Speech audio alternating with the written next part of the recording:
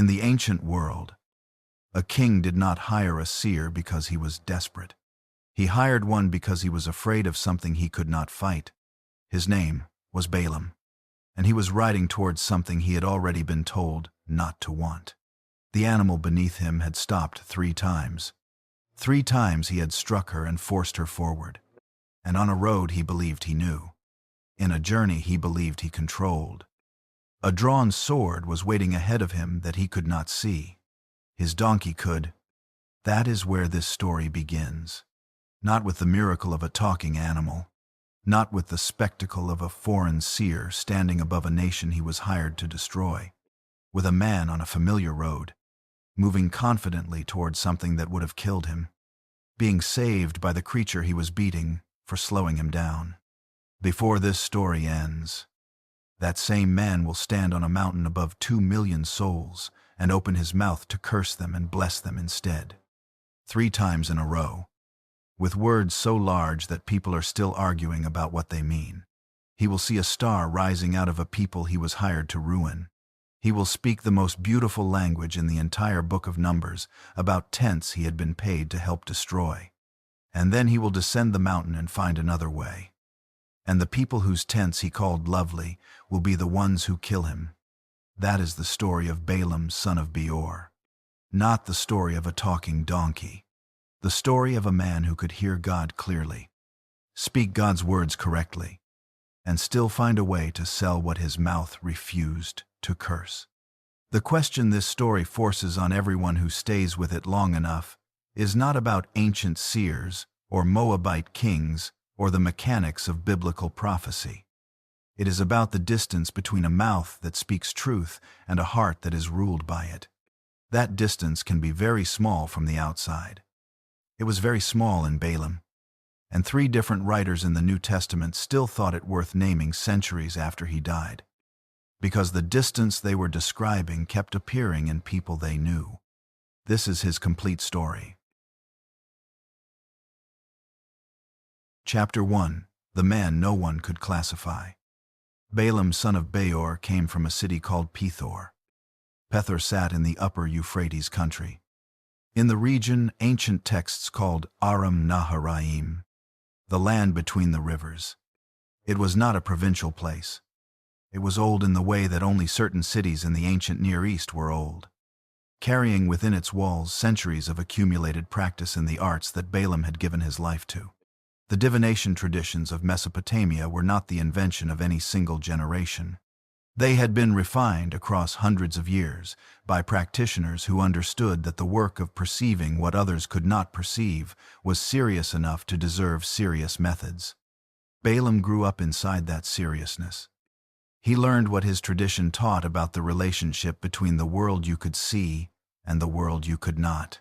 He learned the patience that the work required, the quality of attention that had to be brought to the moments when the boundary between ordinary experience and something else became thin. He learned the protocols, the listening, the particular discipline of a person who has decided that perception is not a passive thing, but something you train and refine across the length of a life. And at some point, something distinguished him from everyone around him who had learned the same things. His words started working. Not in the vague way that can always be explained away afterward. In a specific, traceable, outcome follows word way that people noticed and remembered and told other people about. He blessed someone and the blessing held. He spoke against someone and the words found their mark. He described what would come and what he described came. The pattern established itself slowly. Over years. In the way that reputations establish themselves when they are built on actual results rather than on claims. First locally, then across the region, then across borders. Kings sent for him. That phrase is worth holding for a moment. Not asked for him, not inquired about him, sent for him. The language of summoning. The language used when a person in power needs something from a person whose time and access are worth the cost of a royal summons. Kings do not send for people they could replace. They send for people they cannot do without. Balaam had been sent for before the events of this story began. He had sat in rooms with powerful men and received their commissions and spoken what he was given to speak, and the things he described had happened. That history was the foundation of his reputation, and his reputation was the reason a king in Moab, hundreds of miles from Pethor, knew his name when the situation finally arrived that no army could solve. Now here is the detail about Balaam that changes everything about how you read the story that follows. In 1967, archaeologists working in the Jordan Valley, in a place called Deir Alla, in what is now Jordan, uncovered fragments of an ancient plaster inscription on the walls of a building. The building had been destroyed, probably by an earthquake, and the inscription had shattered into pieces that had to be painstakingly reassembled. When the scholars finally translated what they had, the text described a seer who received visions in the night, a man of spiritual power who walked between the visible world and the invisible one. His name was Balaam, son of Beor. The same name, the same title, the same region of the world. The inscription does not prove every detail of the biblical story. Scholars are careful about that distinction, and so should we be. What it shows is something different and in some ways more interesting. The memory of Balaam, son of Beor, did not belong only to the Bible. It existed in the broader ancient world, written on a wall by people who had no stake in the biblical narrative, preserved through the accident of an earthquake and the patience of archaeologists working in the Jordanian heat. The kings who hired him had been forgotten by history. His name had not. That tells you something about who Balaam was before the first messenger arrived at his door from Moab. He was not a minor figure. He was not a curiosity at the edge of someone else's story. He was a man whose presence in the ancient world left marks that time could not fully erase, whose reputation crossed the borders that divided the cultures of his era, whose name meant something to people who had no reason to invent him. When Balak of Moab sent his messengers north to Pethor, he was not reaching into obscurity. He was reaching for someone whose name already meant what Balak needed it to mean. The messengers arrived. They carried silver. They carried a message from their king. And Balaam, who had heard messages from powerful men before, who knew the weight of a royal summons and the currency of a royal commission, listened to what they had to say. He said, "Stay here tonight." 2 words that held a door open that could have been closed. He would bring them word. He said, as the Lord spoke to him. As the Lord spoke to him. This is one of the strangest features of Balaam's entire story. Strange enough that readers have puzzled over it for centuries without arriving at a clean answer.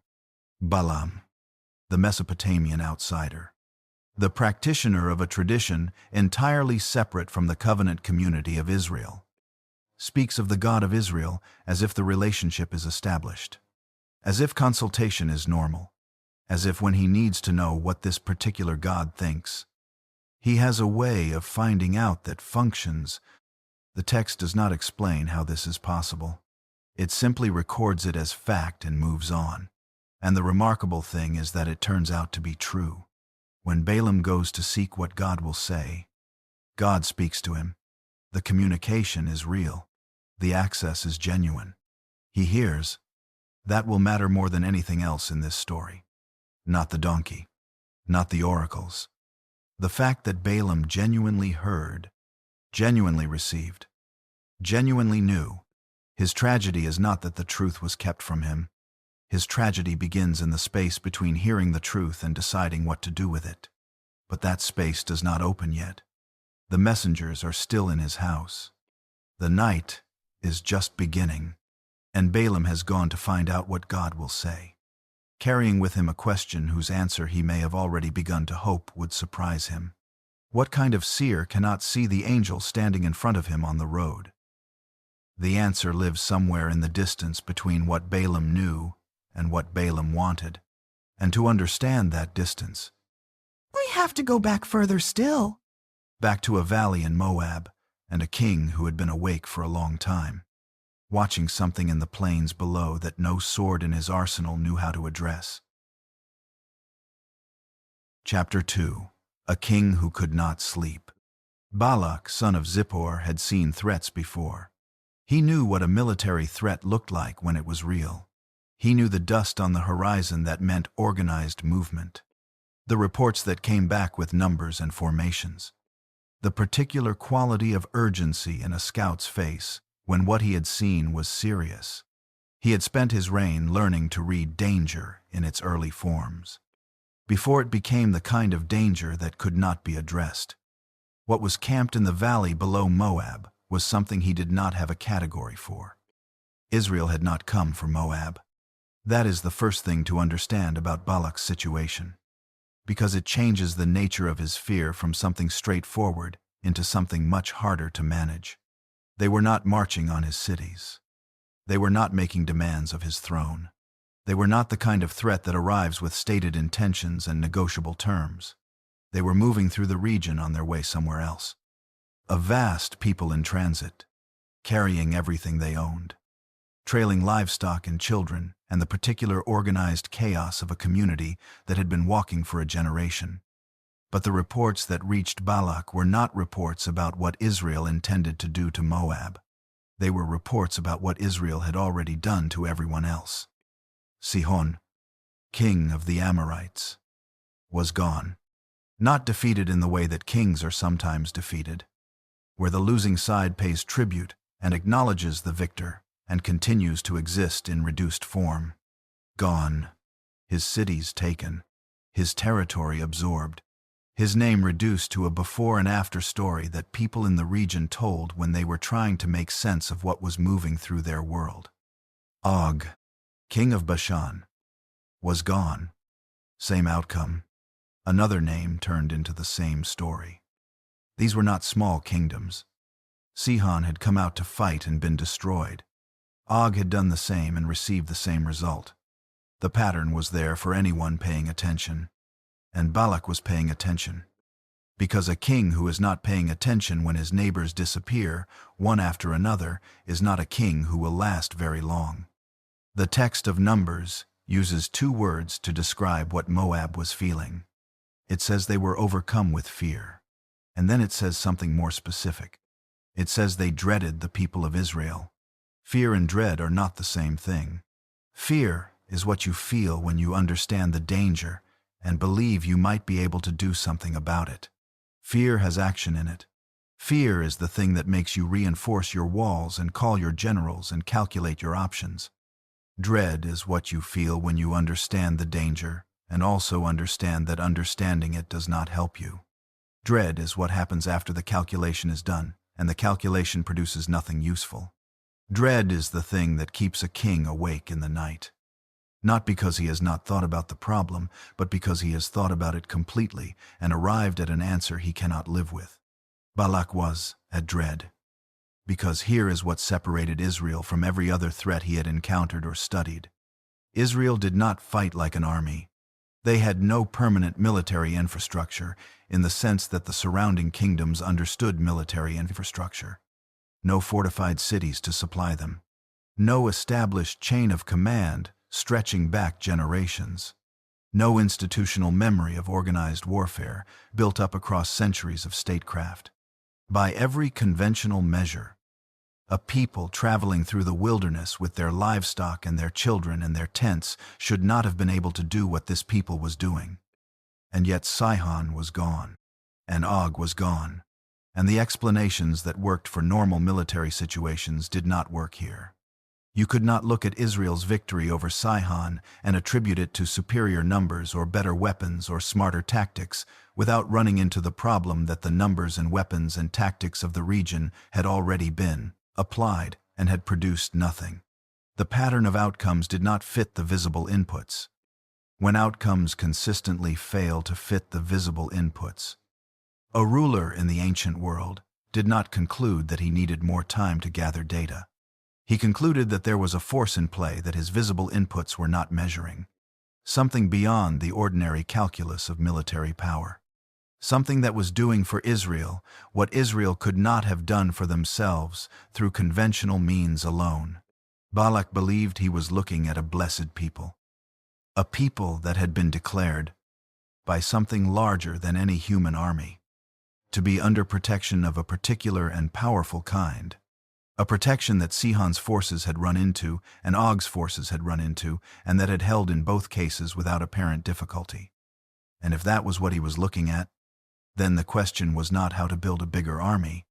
The question was how to attack the blessing itself. How to reach the thing that was protecting Israel and dismantle it. Or weaken it. Or turn it around. Before it produced the same outcome for Moab that it had produced for every kingdom that had come before. In Balak's world, this was not a philosophical question. It was a practical military problem with a practical military solution. Every protection had a source. Every blessing had been spoken by someone. And if a blessing could be spoken, it could potentially be countered by someone whose authority in this particular domain was sufficient to do the countering. You fought a sword with a sword. You fought a blessing with someone who could speak against it. Balak knew who that person was. He had known the name for some time. The way powerful people know the names of specialists in fields they hope they will never need. Balaam, son of Beor. In Pethor. In the upper Euphrates country. A man whose words were believed to have real consequences in the real world. A man whose blessing held and whose curse landed, and whose reputation had traveled far enough to reach a royal court in Moab. He whom you bless is blessed. He whom you curse is cursed. That was what Balak believed about Balaam. Not hoped, believed. He was staking his kingdom's survival on this belief. Which means he had reasons for it that went beyond wishful thinking. He had heard things about Balaam. Specific things. Outcomes that people reported in connection with Balaam's words.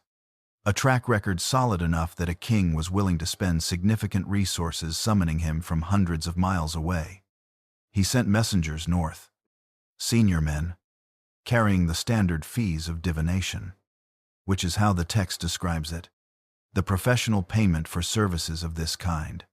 This was a commission, a business arrangement, a king retaining a specialist for a specific task with a specific expected outcome. The message Balak sent was direct, in the way that powerful men are direct when they have run out of alternatives and are not interested in softening the edges of what they need. He said, "Behold, a people has come out of Egypt. They cover the face of the land. They are too mighty for me. Come now, curse this people for me. Perhaps I shall be able to fight against them and drive them out. First I know that he whom you bless is blessed, and he whom you curse is cursed. Perhaps I shall be able to fight." That word perhaps is the whole of Balak's situation in a single syllable. He is a king who has looked at his options and found that perhaps is the best he can do. Perhaps if the blessing on Israel can be reached and reversed, perhaps then the outcome will be different from what happened to Sihon and Og. Perhaps is not confidence. Perhaps is the last word available to a man who has exhausted the more certain words. The messengers traveled north to Pethor with silver in their hands, and perhaps in their king's heart. They arrived at the house of Balaam and Balaam, who understood commissions, who understood what it meant when men of standing arrived at his door with payment and urgency.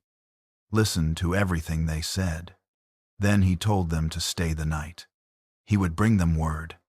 He said, as the Lord spoke to him. The messengers stayed. The night came, and somewhere in Pethor, in the dark, Balaam went to find out what God would say about the request that was sitting in his house with silver attached to it. He already knew, at some level, what God was going to say.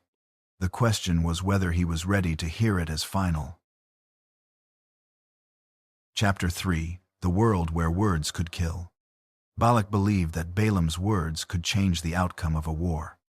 Not as a figure of speech, not as a way of saying that morale matters, or that reputation shapes strategy, or that the psychological dimension of conflict is real. He believed it literally, the way a man believes in the sword he is holding, the way a general believes in the walls of a fortified city. He believed that a curse spoken by the right person, aimed at the right target, in the right way, would land on that target and do damage that arrows could not undo and soldiers could not prevent. This belief was not unusual in his world. It was not even controversial. In the world Balak inhabited, The line between a powerful speech and a supernatural act was not where we draw it today. A blessing was not a wish. It was not the expression of a positive sentiment or the verbal equivalent of a warm feeling directed at someone you cared about. A blessing was a declaration with force behind it. It reached into the structure of a person's life or a people's future and aligned that structure with something larger than the speaker. It changed the odds. It tilted what was going to happen toward what the blessing described. A curse worked the same way from the opposite direction, and not everyone could do it effectively. This is the part of the ancient world that requires the most careful handling, because it is easy to dismiss and wrong to dismiss. The specialist in blessing and cursing was not a fraud operating on the gullibility of his clients. The tradition he worked within had developed over centuries in response to a genuine observation that some people's words carried more weight than others. That certain individuals, through what combination of gift and discipline and relationship to the invisible world no one could fully explain, produced outcomes that ordinary words did not produce. Their blessings seemed to hold. Their curses seemed to land. The pattern was consistent enough, across enough time, that serious people in serious situations were willing to pay serious money to retain them. Think about what you already know about the power of words spoken with authority. A diagnosis delivered in a quiet room by a doctor who has studied the evidence can change everything about how a person lives from that day forward. The words themselves do not cut or burn or physically alter anything, and yet the life that follows them is different from the life that preceded them in ways that are entirely real. A verdict read aloud in a courtroom determines whether a person walks out free or does not walk out at all. 4 words at the bottom of a document can send a nation to war. A sentence spoken by the right person at the right moment can open a door that years of effort could not move. You already believe this. You believe it every time you take a doctor's words seriously. Every time you recognize that a judge's declaration changes a legal reality.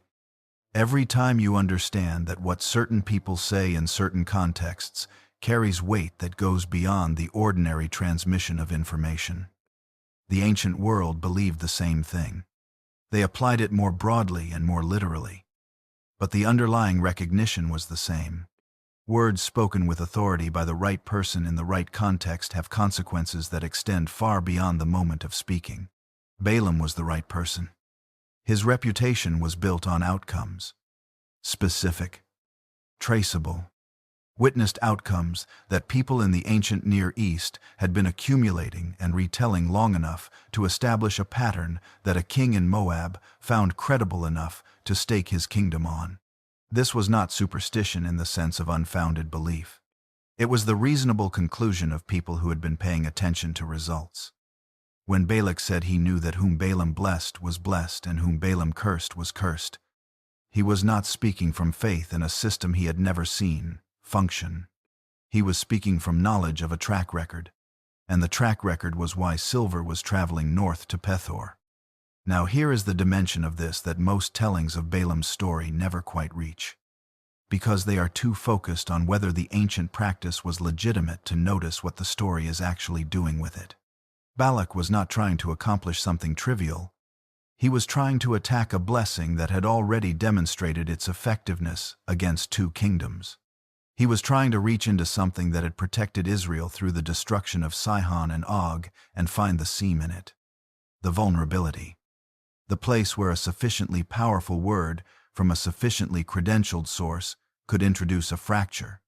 He was trying to undo what had been established by a force larger than any army in the region. And the reason Balaam's story matters, the reason it has survived in the tradition across 3,000 years, is not that it tells us something interesting about ancient Near Eastern religious practice. It is that the outcome of Balak's attempt settles a question that every generation asks in the language available to that generation. Can a blessing be broken from the outside? Can what has been established by something larger than human power be dismantled by human power, applied from the right angle, by the right person, using the right methods? Balak believed yes. He organized his entire strategy around that belief. He spent real resources on it. He deployed the most sophisticated tool available in his world for this specific purpose. And what happened when that tool was aimed at Israel will answer the question in a way that does not require the reader to first believe in ancient curse rituals to feel the force of the answer. But before we get to the answer, we have to understand what Balaam was carrying with him when the messengers arrived. Because Balaam was not simply a professional who had been handed a commission he could either accept or decline. He was something more specific and more complicated. He was a man whose gift was real, whose access was genuine, whose words, in the judgment of the text that preserves his story, actually reached the God they claimed to reach.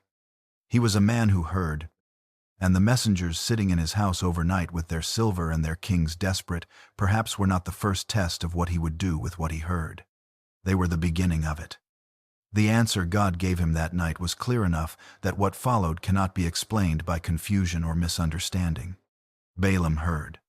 He knew, and the road he was about to begin walking would reveal. Slowly, and then all at once. What a man does when the truth he has received is inconvenient to the life he wants to live. Chapter 4. Balaam son of Beor. Let us spend some time with the man before the story claims him. Before the road and the angel and the altars on the mountain. Before the oracles that would outlast him by thousands of years. Before the private conversation on the way back down that the New Testament writers could not stop referencing centuries after his death. Before any of that, there is simply a man in a city in Mesopotamia who has spent a lifetime becoming very good at something that very few people can do. That is a more honest starting point than villain, and it is a more interesting one. Beor was not a small place at the edge of civilization. It sat in the upper Euphrates country, in a region that had been producing practitioners of Balaam's craft for longer than anyone alive in his time could trace. The tradition he worked within was old in the way that only certain things in the ancient world were old, carrying within it the accumulated refinement of generations of serious people who had given their lives to the same questions. How do you perceive what cannot be seen with ordinary eyes? How do you listen for what most people cannot hear?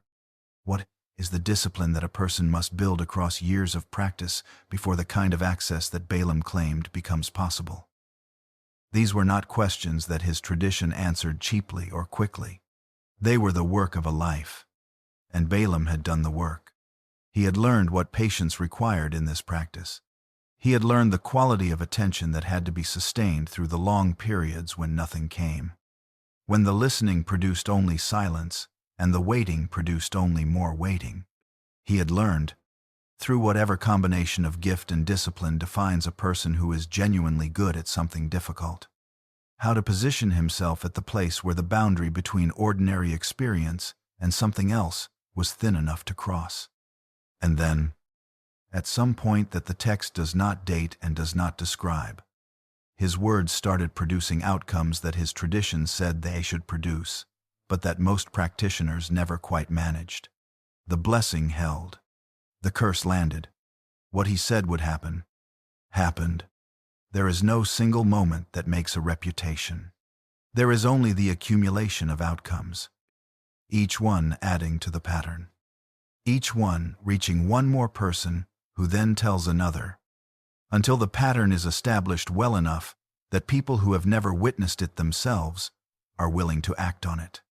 A king in Moab, hundreds of miles from Beor, knowing Balaam's name and believing in the specific claim that what Balaam blessed was blessed and what he cursed was cursed, is the evidence of how far and how solidly that pattern had established itself. Balak did not send to Beor on a rumor. He sent on a conviction built from testimony that had crossed borders and survived the normal skepticism of powerful men who cannot afford to stake kingdoms on wishful thinking. Now there is something in this picture that deserves more attention than it usually receives. Balaam, this outsider from the upper Euphrates, apparently had genuine access to the God of Israel. When the messengers arrived and Balaam told them he would seek what the Lord would say to him, and then God actually spoke to him. And what God said turned out to be accurate in every particular. The text is not treating this as remarkable. It records it as a straightforward fact. Balaam sought. God spoke. The communication was real. How does that work? The honest answer is that the text does not explain it, and the tradition it belongs to does not require the explanation. The God of Israel in the Hebrew Bible is not a tribal deity whose authority stops at the borders of Israel's territory. He is the maker of the heavens and the earth, which means his reach is not limited to the covenant community that bears his name. How a Mesopotamian seer came to have genuine access to this God is left open. What is insisted upon is that the access was real. And that changes everything about how we should read what comes next. Balaam is not a fraud who stumbles accidentally into correct answers. He is not a man who has built a career on vague predictions and lucky coincidences. He is a man who genuinely hears, who genuinely receives, who has a real relationship with something larger than himself that has been producing real outcomes for long enough to establish his reputation across the ancient Near East. His gift is not the problem in this story. His gift is the thing that makes the problem possible. Because a man without genuine access to truth can only do limited damage with a divided heart. He can deceive people who are not paying attention. He can produce outcomes that look significant until someone examines them closely. But the damage he can do is bounded by the unreliability of what he claims to perceive. A man with genuine access to truth and a divided heart is a different matter entirely. A man who genuinely hears God and still keeps one eye on the reward is dangerous in a way that the ordinary fraud cannot manage. Because the truth he speaks is real. The access he has is real. The words that come through him carry actual weight. And all of that reality, all of that genuine spiritual power, exists in the same person as the desire that has not been fully surrendered. The tilt toward the reward that the gift has not corrected. That combination is what makes Balaam worth studying. Not his failures exactly. The particular shape of how his failures and his gifts existed in the same person at the same time. Neither canceling the other out. Both fully present. Both fully functional. Right up until the moment when the pressure was sufficient, and the reward was close enough, and the gap between what he knew and what he wanted became impossible to bridge without crossing a line. He knew the line was there. He had been told where it was. But the silver had been in his house overnight, and the offer had been in his mind, and somewhere in the years of commissions accepted and completed, in the accumulation of outcomes that had built his reputation and established his worth in the currency that kings paid. He had learned something about his gift that the gift itself had not taught him. He had learned what it was worth. This is not a moral failing in its simplest form. It is something that happens to people who are genuinely good at genuinely valuable things. Over the course of a long career in which the value of what they do is regularly confirmed by the willingness of powerful people to pay for it. You learn through repetition, through the pattern of who arrives at your door and what they bring, and how urgently they need what only you can provide. That the gift has a price, that the price reflects the value, that the value is real. Balaam knew his value. He knew it when the first embassy arrived with the fees of divination and the message from Balak. He knew it when he told them to stay the night and went to seek what God would say. He knew it, in a different and more acute way. When God said no and he passed the no along faithfully and watched the messengers leave with the offer still attached to them. For now, that gap, the gap between the correct refusal and the word for now that hung in the air after the messengers left, is where Balaam's story truly begins. Not with the first no, with what the first no felt like to a man who had spent a lifetime learning the value of what he was saying no to. The messengers of Balak came back south empty-handed. Their king received the news. And Balak, who had staked his kingdom on perhaps, was not prepared to accept a single no as his final answer. Chapter 5. The First No. God came to Balaam that night. The text does not describe what that looked like from the inside. It does not tell us whether Balaam slept and dreamed or sat awake in the dark waiting. It does not describe the quality of the voice or how it arrived, or what the experience of receiving it felt like in Balaam's body. It simply says that God came to Balaam and asked him a question. Who are these men with you? It is not a request for information. God does not need to be told who is sitting in Balaam's house. It is an invitation to account for himself, to say out loud, in the presence of the one he is about to consult, what is actually in his house and why it is there. To name the thing before asking about it. Balaam answers without apparent evasion. He identifies Balak. He identifies the request. He repeats the message accurately, in the same words the messengers had used, without softening it or reframing it in language more favorable to himself. Balak, son of Zippor, king of Moab, has sent this message to me. A people has come out of Egypt and covers the face of the land. Come now, curse them for me. Perhaps I shall be able to fight against them and drive them out. He lays it out plainly. This is what was asked. This is what I have agreed to sleep on. And God responds with a clarity that leaves no space between the words for interpretation. You shall not go with them. You shall not curse the people, for they are blessed. 3 sentences. The first closes the journey before it begins. The second refuses the task directly and categorically. The third gives the reason. And the reason is not a procedural objection or a comment on Balaam's suitability for the work. It is a declaration about the nature of Israel. They are blessed. The blessing is already established. It is not something that a curse, however skillfully delivered, could approach and dismantle. It is a settled fact. And settled facts do not become unsettled because someone is being paid to try. The answer is no. The reason is complete.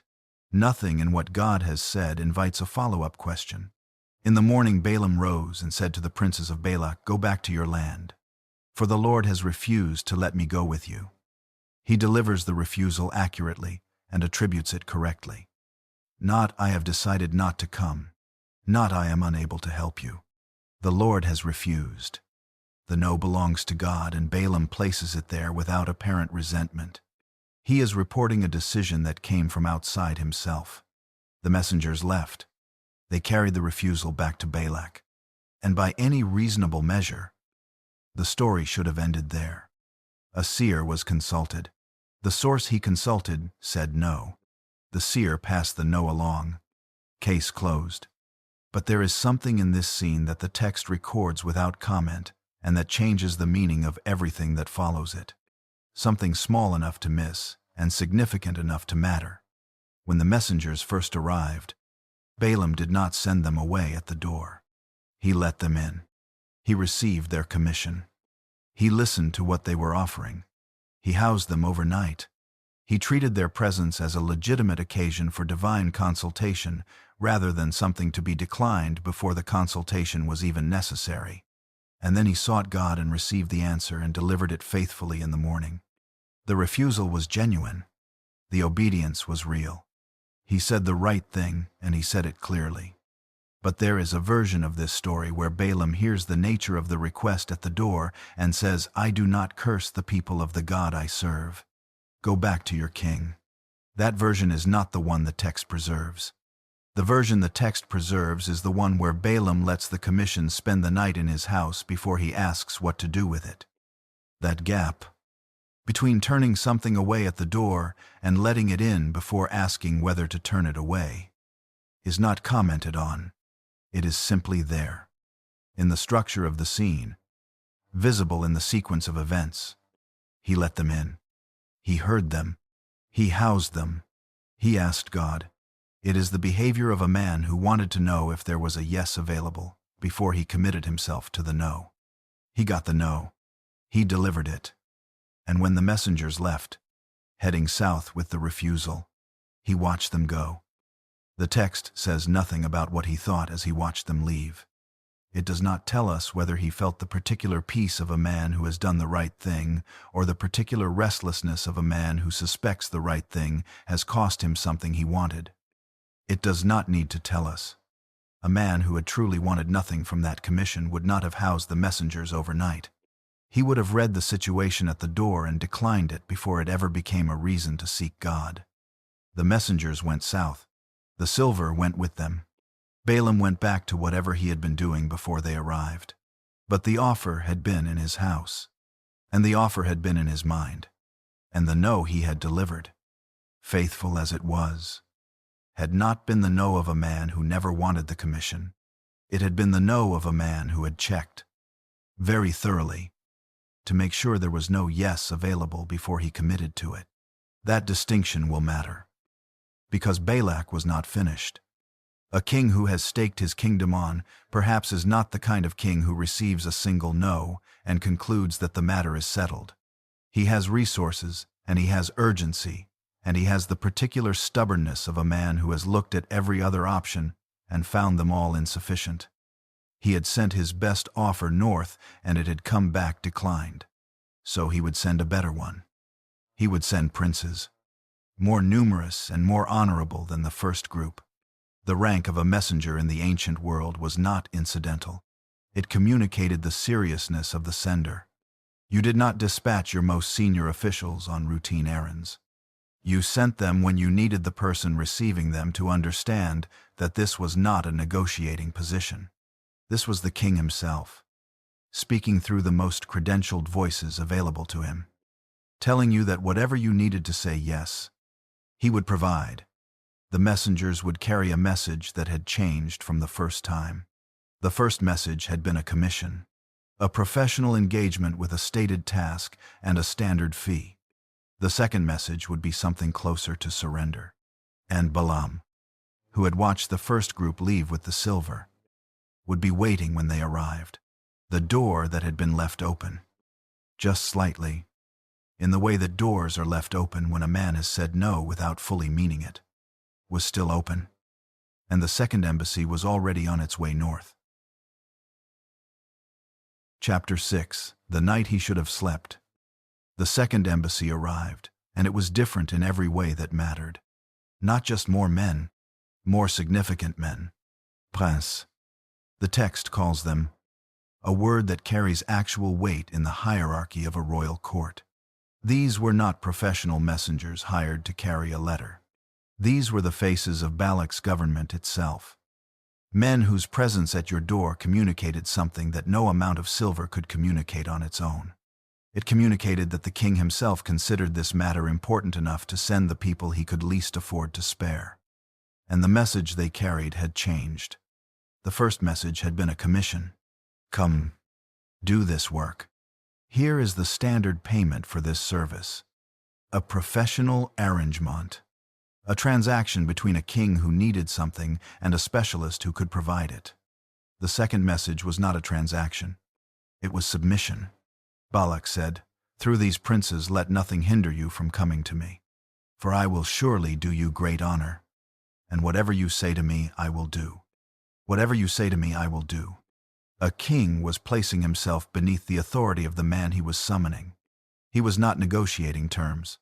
He was surrendering the negotiation entirely and handing Balaam the power to name whatever he required. Name your price. Name your conditions. Name whatever you need from me and I will meet it. The only thing that is not negotiable is your presence. I need you to come. This is an extraordinary thing for a king to say to anyone. And it arrived at Balaam's door, carried by the most senior officials in Balak's government, dressed in the visual language of royal priority, impossible to receive without feeling the full weight of what was being offered. This was not a commission. This was recognition. The acknowledgement, from the most powerful person in the region who had a reason to need him, that Balaam was the only person in the world who could solve the problem that was threatening his kingdom. Balaam received them. He brought them inside. He listened to what they had to say. And then he spoke. He said, "Though Balak were to give me his house full of silver and gold, I could not go beyond the command of the Lord my God to do less or more." This is the truest sentence Balaam speaks in the entire story. Take it apart, and every piece of it is correct. The hypothetical is generous. A house full of silver and gold, which in the ancient world was not a small exaggeration, but a genuine image of maximum conceivable wealth. and the conclusion drawn from that hypothetical is theologically airtight. No amount of wealth, however large, can purchase permission to go beyond what God has commanded. The command is the ceiling. Everything Balak is offering exists below that ceiling. The math does not work in his favor, regardless of how many princes he sends or how completely he surrenders the negotiation. Balaam knew this was true when he said it. He was not performing. He was not constructing a response calculated to sound faithful while he worked out how to accept anyway. The sentence came from a real conviction, grounded in a real experience of what it felt like when God spoke clearly, and the words that came out of his mouth were not the words he had been commissioned to produce. He believed what he said. And then he said, "But please stay here tonight also, so that I may know what more the Lord will say to me." Tonight also. That word, also, is doing more work than it appears to be doing in the sentence. Also, as in as you did before, as in as the first group did, at my invitation, as in staying overnight while I seek God, is a pattern I have established for situations like this one. But the first group had a reason to stay. Balaam had not yet asked God. There was a genuine question outstanding, and a genuine need for an answer before he could give one. The overnight stay was appropriate to the situation because the situation required waiting for information he did not yet have. This time he had the information. God had spoken. The answer was no. You shall not go. You shall not curse. They are blessed. 3 sentences with no conditional language. No suggestion that further inquiry might produce a different result. No indication that the answer was preliminary rather than final. Balaam had received the answer and delivered it faithfully, and watched the first group of messengers leave with it. The answer had not changed. The blessing on Israel had not been reconsidered overnight. God had not revised the position in the weeks between the first embassy and the second. The ceiling had not moved. Balaam knew all of this, and he asked the princes to stay. Why does a man ask again when the answer is already clear? Not because he expects the answer to be different. Some part of him, the part that had delivered the first refusal accurately and attributed it correctly to God, knew that the answer was not going to be different. God does not change his assessment of a situation because the person asking has been offered a bigger fee. The unchanging character of divine commitment was not a theological principle Balaam had merely read about. It was something he had direct personal experience of. He had felt it in his own mouth. Felt the way certain words could not be produced, regardless of what was being offered for them. He asked them to stay because there was something he still wanted. Not in the way a dishonest man wants something and pursues it through deliberate deception. Not with the clarity of a person who has made a decision to do wrong and is now executing the plan, but in the deep, quiet, barely visible way that a person who has genuine gifts and genuine convictions can still find themselves tilting toward the outcome that rewards them most, without fully admitting to themselves that the tilting is happening. He wanted the house full of silver and gold. He wanted the honor that came with being summoned by princes. He wanted the recognition that this second embassy implied, that his words were so powerful that a king was willing to humiliate himself and send his most valuable officials to obtain them. These were not base desires in any simple sense. They were the desires of a man who had spent a lifetime building something real and wanted the world to acknowledge how real it was. He wanted them enough to ask the princes to stay one more night. That night, God spoke to him again, and what God said has been studied and puzzled over by readers for a very long time. God said, "If the men have come to call you, rise, go with them, but only do what I tell you. Go with them." The reading that says God reversed his decision here misses what the text is actually doing. God did not reverse the prohibition on cursing Israel. He did not reconsider the blessing. He did not conclude that the second embassy was a more compelling argument than the first. What changed was God's response to Balaam's persistence. Balaam had made clear, by asking the princes to stay overnight when there was no remaining reason to keep them there, that a no was not going to settle the matter for him, that he intended to hold the conversation open regardless of whether the conversation had anything new to say. And so, God said, "Go. But only what I tell you." The permission came, but the permission came inside constraints that had not changed. The ceiling was exactly where it had always been. The thing Balak was hoping for, a curse that would reach Israel and dismantle their protection, was still not available. Balaam could go. He could stand on the mountain. He could open his mouth. But what came out would be what God put there. And what God put there would not be what Balak had paid for. Balaam rose in the morning and saddled his donkey. He had gotten something from the second overnight consultation, not the yes to cursing Israel, not the removal of the ceiling, but the permission to be present when the request would be made. To stand in the room where the honor was visible and the silver was implied, and the recognition of his singular importance to this situation was on full display. He had been told, twice now, what would and would not happen. He was riding south anyway, carrying the memory of 2 conversations with God that had told him the same thing, with his attention on the things waiting for him at the other end of the road. The morning was ordinary. The road south was familiar territory for travelers in the region. The donkey moved without complaint through the early part of the journey, as she always had, as she had through every journey before this one.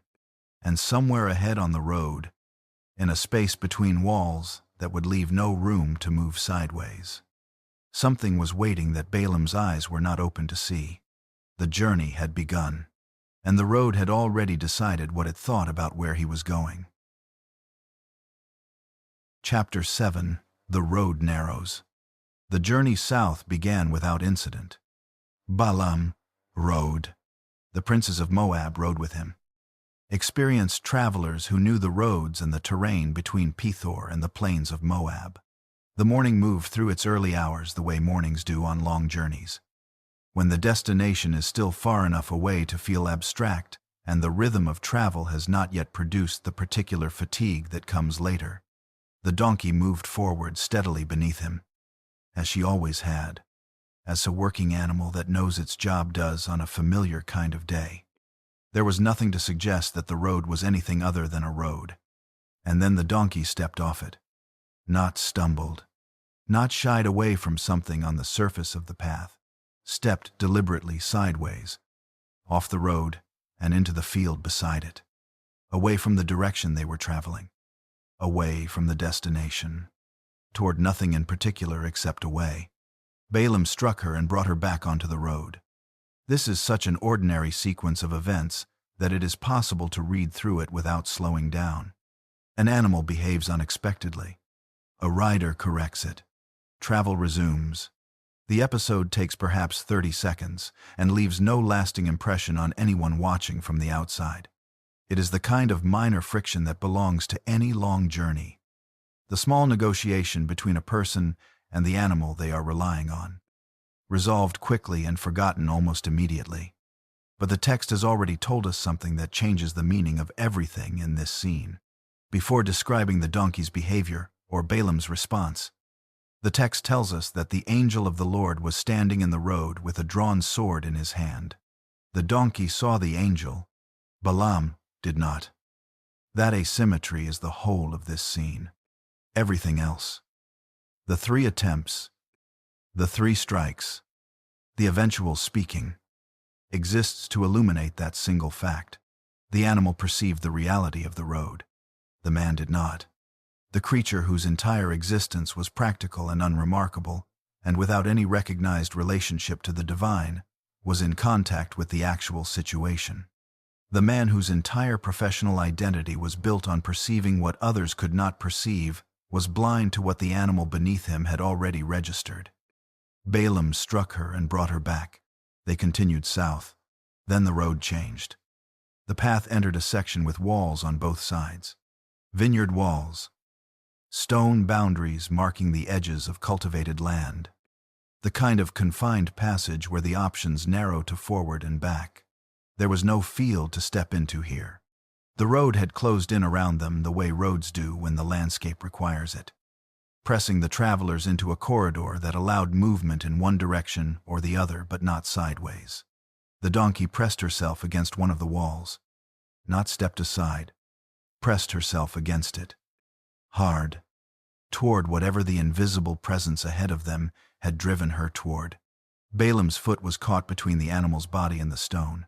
The discomfort was immediate and real. The confined space made the situation more difficult to manage.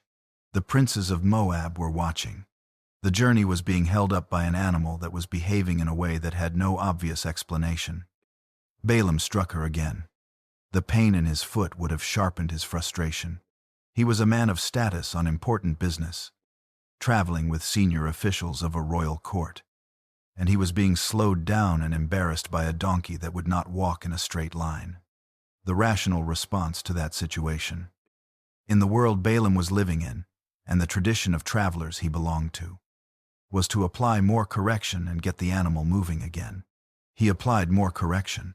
They continued. And then the road became something that was barely a road. A place so confined, so narrowed by the walls on either side, that there was no room to press against anything. No field, no wall with enough clearance to give. The path had reduced itself to a corridor barely wide enough for the animal and its rider. A choke point in the landscape where forward motion required absolute commitment and deviation of any kind was impossible. The donkey lay down, completely, under Balaam's weight. In the middle of the road, she simply stopped being a moving thing and became a stationary one. The journey did not slow. It stopped. There was no field to step into, no wall to press against, nowhere to go except down. And down is where she went. Balaam struck her with his staff, not the routine adjustment of a rider correcting a minor deviation. A serious blow. The kind that belongs to a moment when patience has run out entirely and the only tool left is force. 3 times the animal had refused to cooperate with the journey he was on.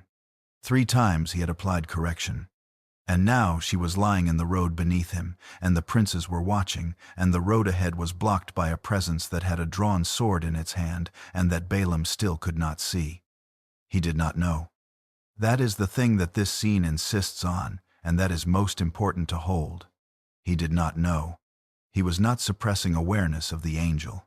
He was not choosing to ignore the reality of what was ahead of them on the road. The blindness was genuine. The man who had built his life and reputation on seeing what other people could not see was traveling through a situation in which the stakes were literally fatal, in which a drawn sword was blocking the road ahead, and he had no access to that reality at all. His gift was offline, and the animal he was riding was the only thing standing between him and the consequence of that. Think about that for a moment. Not as a theological observation, but as a human one. The donkey had carried him before this journey. She would carry him on other journeys if there were other journeys. She knew the weight of him, the habits of him, the particular way a rider sits when he is distracted versus when he is focused. She was the accumulated ordinary of his traveling life, unremarkable in every way that mattered to anyone who thought about Balaam's importance and gifts and the reasons kings sent for him. And she was the most clear-sighted creature on the road. She had tried to go around the danger. Then she had tried to press away from it. Then she had simply stopped. Because stopping was all that was left when going around and pressing away had both been overruled by the man on her back who could not see what she was seeing and could not understand why she kept refusing to walk him into it. Balaam raised his staff again. He still could not see. He was about to hear something he had not expected to hear from the creature he was preparing to strike a 4th time. And what he heard was going to ask him a question he could not answer without admitting something he had not yet admitted to himself. Chapter 8. The Animal Who Saw First. The donkey spoke. The text does not pause at this.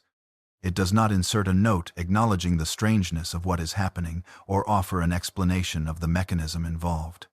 It simply records that the donkey opened her mouth and produced language. And then it records what she said. And then it records that Balaam answered her. And the conversation proceeds from there, as if two beings capable of speech are having a disagreement about a journey. Which is exactly what is happening. That quality, the refusal of the text to treat this as the main event, is itself the first indication of what the scene is actually about. The talking is not the point. What is said is the point. And what is said is not spectacular. It is not oracular. It does not arrive in the elevated register of divine speech or prophetic vision. It arrives in the register of someone who has been hurt and wants to understand why. The donkey said, "What have I done to you? That you have struck me these 3 times. 3 times. She counted. She is keeping an accurate record of what has been done to her, and she is asking for an accounting. The question is direct, and it is without accusation beyond what the words themselves carry. She is not attacking him. She is asking him to explain something that she does not understand. You have struck me 3 times. What have I done to deserve this? It is the question of someone who believes the treatment they have received is disproportionate to anything they have actually done, and it is asked in a tone that expects a real answer. Balaam answered her. He did not recoil. He did not step back from his donkey in horror at the fact that she was speaking. He did not question the experience, did not ask himself whether this was real, or whether something had happened to his perception. He simply responded to the content of the question, as if responding to a spoken grievance from his donkey was something that fell within the range of things he knew how to handle. He said, "Because you have made a fool of me, I wish I had a sword in my hand, for then I would kill you." This is what he says to the animal that has been saving his life. He wants a weapon. He wants to use it on the creature that has been standing between him and a drawn sword that he cannot see. The angel of the Lord is ahead of them on the road, holding exactly the kind of instrument Balaam is wishing for. And Balaam, who cannot see the angel or the sword, is wishing for a sword to use on the animal that has been refusing to walk him toward it. The irony is so complete that the text does not comment on it. It does not need to. The scene contains its own verdict. The donkey did not respond to the threat. She responded to something underneath the threat, to the assumption behind it, to the claim that her behavior had been arbitrary and inexplicable and deserving of violence. She went back to the question. She said, "Am I not your donkey, on which you have ridden all your life long to this day? Is it my habit to treat you this way? Am I not your donkey?" She is asking him to think about the whole of what she is to him. Not just this morning, not just this road. She is asking him to place the last hour inside the larger history of every hour before it, across all the time he has ridden her, through all the roads they have traveled together. Has she been the kind of animal who stops without reason? Has she been the kind who presses against walls and lies down in the middle of journeys without cause? Does the behavior he is punishing fit the pattern he knows? Balaam said no. 1 word. The argument has been reduced to 1 word, because the 1 word is the only honest answer available. No, she has not done this before. The behavior he has been correcting with his staff 3 times this morning is anomalous. It falls entirely outside the pattern of how she has behaved across the whole of their history together. And if the behavior falls outside the pattern, then the behavior has a reason. And if the behavior has a reason that he has not been able to identify, then maybe the reason is something he cannot see. He has not gotten there yet. He has said no and stopped there. But the no has opened something. The certainty that was behind the first strike and the second and the third. The certainty of a man who knows his animal and knows when his animal is misbehaving. That certainty is no longer entirely available. The donkey has asked a question that cannot be dismissed and given him the only honest answer, which does not support the position he has been taking on this road. Then the Lord opened the eyes of Balaam. That phrase is precise in a way that matters. It says the Lord opened the eyes of Balaam. Not that Balaam opened his own eyes. Not that he concentrated harder or paid better attention or used the skills of perception he had spent a lifetime developing. The opening was done to him, from outside, as an act distinct from anything Balaam could have produced himself. which means the closed eyes were not a failure of technique or effort. They were a condition, a state he was in that was not within his power to exit by applying more of whatever had gotten him this far. And when the opening came, he saw the angel of the Lord standing in the road, with a drawn sword in his hand. Balaam bowed his head and fell on his face. The man who moments ago was wishing for a sword to kill his donkey is face down in the road. The transition is instantaneous. There is no middle state between the fury of a man preparing to strike an animal and the prostration of a man who has just understood what was actually in front of him on the road he thought he was controlling. The angel spoke. He said, "Why have you struck your donkey these 3 times? Behold, I have come out as an adversary because your way is perverse before me. The donkey saw me and turned aside before me these 3 times. If she had not turned aside from me, surely just now I would have killed you and let her live. Let her live. Not I would have stopped you. Not I would have blocked your path. I would have killed you and let her live." The animal would have continued past the place where the seer fell. The creature with no gift, no status, no recognized relationship to anything larger than herself, would have walked on while the famous specialist in seeing what others could not see lay dead in the road behind her. She was worth more on this road than he was. Not because of anything she had done to earn that reversal, not because of virtue or faithfulness or spiritual merit. She was worth more because she had seen clearly, because when the reality of the road was made visible to her, she had responded to it accurately, repeatedly, at the cost of being struck. Without abandoning the accurate response in favor of the convenient one, he had done none of those things. Balaam said to the angel, "I have sinned, for I did not know that you were standing in the road against me. Now therefore, if it is evil in your sight, I will turn back. I did not know." The most honest sentence he has spoken since the story began. Not a defense. Not a reframing of his actions in more favorable terms. A direct acknowledgement of the state he was in. He did not know.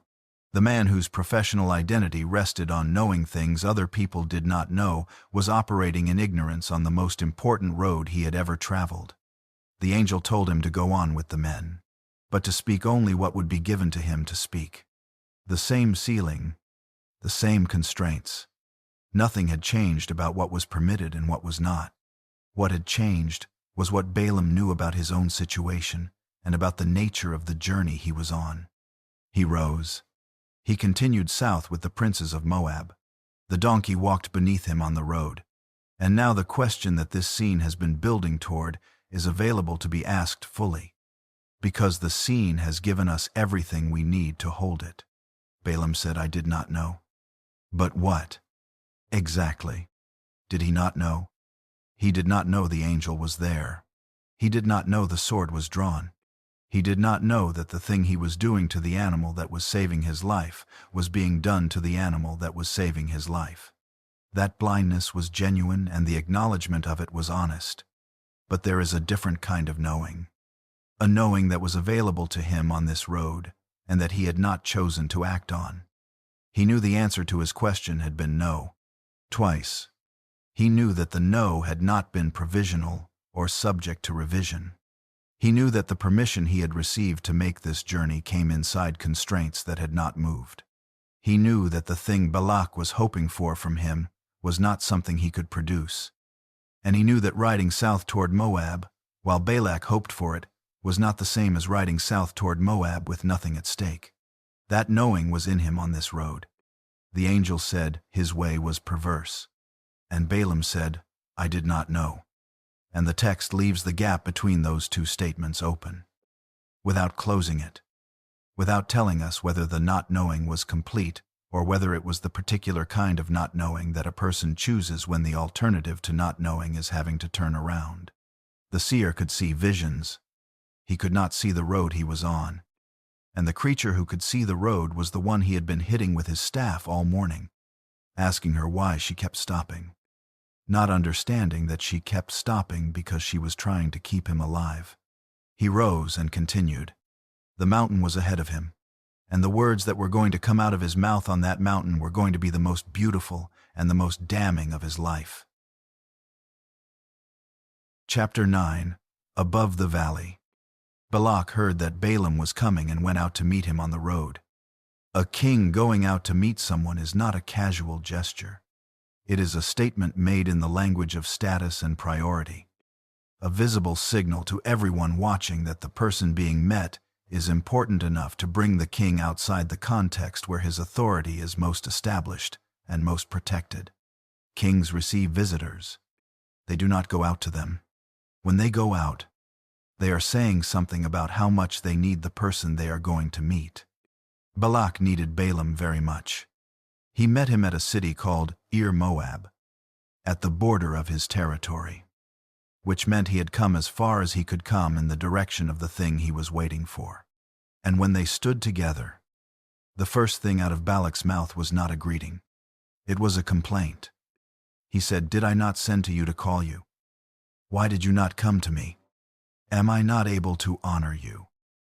There is something almost wounded in the question, as if the first refusal had been a judgment on Balak's capacity to reward rather than a response to a divine prohibition. As if Balaam's initial no had communicated something about the inadequacy of the offer rather than the impossibility of the task. Balak had been waiting in the particular anxious way that powerful people wait when they have exhausted their conventional options and are depending on something unconventional to save them. And the waiting had not been comfortable. Balaam said, "Behold, I have come to you. Have I now any power of my own to speak anything? The word that God puts in my mouth, that must I speak." He was still saying the correct thing. The theology was still intact. The mouth was still producing the right sentences about the limits of his power and the authority of the word he served. Standing there at the border of Moab, having just come from a road where an angel with a drawn sword had told him his way was perverse, Balaam was still delivering the accurate theological position. This is one of the most consistent features of Balaam throughout this story. His mouth kept producing correct theology, while his feet kept moving in a direction his theology should have prevented. He said the right things about the ceiling, and then kept walking toward it. He said the right things about God's word, and then rode his donkey south toward the man who was hoping God's word could be gotten around. The sentences and the journey existed in the same person without apparent contradiction, which is either the most interesting thing about Balaam or the most frightening, depending on how close you look. Balak took him to Kiriath Huzoth. They killed cattle. They shared a meal. Balaam and the princes. The formal hospitality of a host who wants the guest to feel the weight of what is being offered before the actual business begins. Then in the morning Balak took Balaam up the high places of Baal, a ridge above the landscape, elevation enough to give a commanding view of the territory below, and below them, at the edge of what the eye could reach, was the camp of Israel. Stay with this image for a moment before moving past it. On one side of this picture there is a king who has spent everything he had on this moment. 2 embassies, his most senior officials, unlimited honor offered and unlimited terms promised. He has traveled out to meet Balaam on the road. He has fed him and housed him and brought him to the highest point in his territory. Everything Balak has done since Israel appeared in the valley below Moab has been aimed at this. At standing on this ridge with this man, and finally receiving the words that will give him a weapon against the people he cannot fight. On the other side of the picture is the camp, spread through the valley below in the organized arrangement of a people who have been traveling long enough to make even temporary shelter systematic. Thousands of tents in the morning light, cook fires sending thin lines of smoke into the air. The movement of ordinary life going about itself. People doing what people do when they do not know they are being watched. Children running between the tents. Animals at the edges of the camp. The texture of a community in motion. Resting here for now. Unaware of the ridge above them and the 2 men standing on it and what one of them is hoping the other one will say. They have no idea. And that absence of awareness is not a vulnerability. It is the proof of something. The protection that Balak is trying to breach is already operating, and it does not require Israel to be vigilant or alert or even awake for it to function. It is not a protection that depends on the defended knowing they are being defended. It is operating the way gravity operates, without effort, without maintenance, without anyone's participation, simply as the condition of the situation. Balak does not understand this yet. He is about to begin finding out. He said to Balaam, "I have built 7 altars here, and offered on each altar a bull and a ram." 7 altars, 7 bulls, 7 rams. The number was not accidental. In the world they were both living in, the number 7 carried the weight of completeness, of ritual thoroughness, of having done everything the protocol required. Balak was not cutting corners. He had created the most favorable conditions he knew how to create. The infrastructure was in place. The sacrifice had been made. Now he needed Balaam to do what Balaam had been brought here to do. Balaam told him to stand beside the burnt offering while he went aside. He went to a bare height, and God met him there. God put a word in Balaam's mouth and told him to return to Balak and speak it. Balaam returned. Balak was standing at his burnt offering with all the princes of Moab around him, waiting, having invested everything in this moment and needing it to produce what all the investment was for. Balaam opened his mouth. What came out was not a curse. It was not even close to a curse. It was a declaration that began with the impossibility of what Balak was attempting, moved through a description of Israel that carried the quality of something seen from a great height and recognized as beautiful, and ended with a sentence that must have landed on Balak like a stone. How can I curse whom God has not cursed? How can I denounce whom the Lord has not denounced? The answer to both questions was the same. He could not. Not because of insufficient skill or inadequate preparation or the wrong altitude on the ridge above the valley, but because the thing Balak was asking him to do required reaching into a situation that was already decided and pronouncing something contrary to what had been decided. And what had been decided was not subject to revision by the most credentialed seer in the ancient Near East, standing on the highest point in Moab, with 7 altars and 14 freshly sacrificed animals behind him. From the top of the crags I see him. From the hills I behold him. Behold, a people dwelling alone, and not counting itself among the nations. A people dwelling alone. The phrase is not a description of isolation or weakness. It is a description of distinctness. A people whose situation in the world is different in kind from the situation of every other people around them. Not because of what they have built or conquered or accumulated, but because of what has been declared over them by something that Balak's altars and Balak's silver and Balak's most honored princes could not reach. Who can count the dust of Jacob, or number the 4th part of Israel? Let me die the death of the upright, and let my end be like his. That last sentence is the strangest thing Balaam has said so far. He is hired to destroy this people. He is standing above them on the ridge, with every incentive to produce the word that Balak is waiting for. And the oracle ends with a personal wish. He wants what they have. He wants the kind of ending that belongs to people who are living in right relationship with something larger than themselves.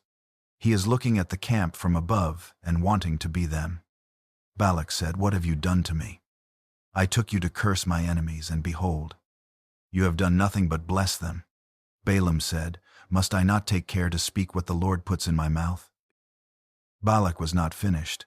He was frustrated and he was confused, and he still believed that the problem was solvable if the approach could be changed. Maybe the position was wrong. Maybe the angle of the view was affecting what Balaam was seeing. Maybe from a different height, looking at a different portion of the camp. The curse would find its footing. "Come with me to another place," he said. "You shall see only a fraction of them. Curse them for me from there." He was trying to change the only variable he had the power to change. He could not change what God had put in Balaam's mouth. He could not change the blessing on Israel. But he could change the geography. He could adjust the angle of approach. He could reduce the visible portion of the target. as if the problem were one of perspective rather than of settled reality. They went to the field of Zophim. At the top of Pisgah, 7 altars again, a bull and a ram on each. The same preparation, the same investment, the same ritual thoroughness applied to the same situation, in the hope that thoroughness in a new location would produce what thoroughness in the previous location had not. Balaam went aside again. God met him. God put a word in his mouth. He returned to Balak, standing at his burnt offering with his princes around him, and he opened his mouth, and what came out was not a curse. This time what came out was larger than the first oracle.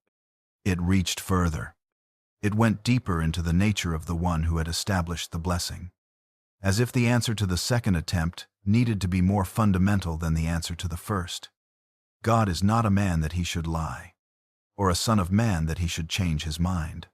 Has he said, and will he not do it? Has he spoken, and will he not fulfill it? The oracle was not just saying that Israel was blessed and the curse could not land. It was saying something about why, about the character of the one who had spoken the blessing, about what it meant that the blessing had been declared by someone who does not change his mind, who does not revise his assessments when the situation becomes inconvenient, who said a thing and whose saying it was the same as its being permanently established. Balak was not trying to overcome Israel. He was trying to overcome the character of God. He had been trying to do that since the beginning. He simply had not had language for it until Balaam gave it to him. He has blessed, and I cannot revoke it. Balak said, do not curse them at all, and do not bless them at all. He was trying to stop the mouth entirely. If it would not produce what he wanted, perhaps silence was better than the accumulation of blessings that were making his problem worse with every oracle. But Balaam said, did I not tell you? Whatever the Lord speaks, that I will do. Balak said, come, I will take you to another place. Perhaps it will please God that you may curse them from there. Perhaps. The word had not changed. The strategy had not changed. Everything about Balak's position was the same word in a new location. The same hope applied to a different altitude. The same desperate belief that the variable he needed to change was a variable. They went to the top of Beor, overlooking the desert. 7 altars, a bull and a ram on each. The preparation, the sacrifice, the positioning. One more time. But this time something was different before Balaam had spoken a word.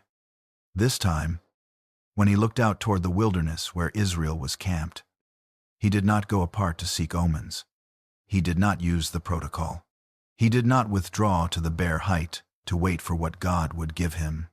He turned his face toward the camp, and the Spirit of God came upon him, and what came out of his mouth arrived without being sought. Because what was about to be said had been building long enough that it did not require the usual channels. It simply came, and what came was the largest thing Balaam would ever speak. Chapter 10. The Curse That Could Not Land. The oracle of Balaam, son of Beor. The oracle of the man whose eye is opened. The oracle of one who hears the words of God, who sees the vision of the Almighty, falling down with his eyes uncovered.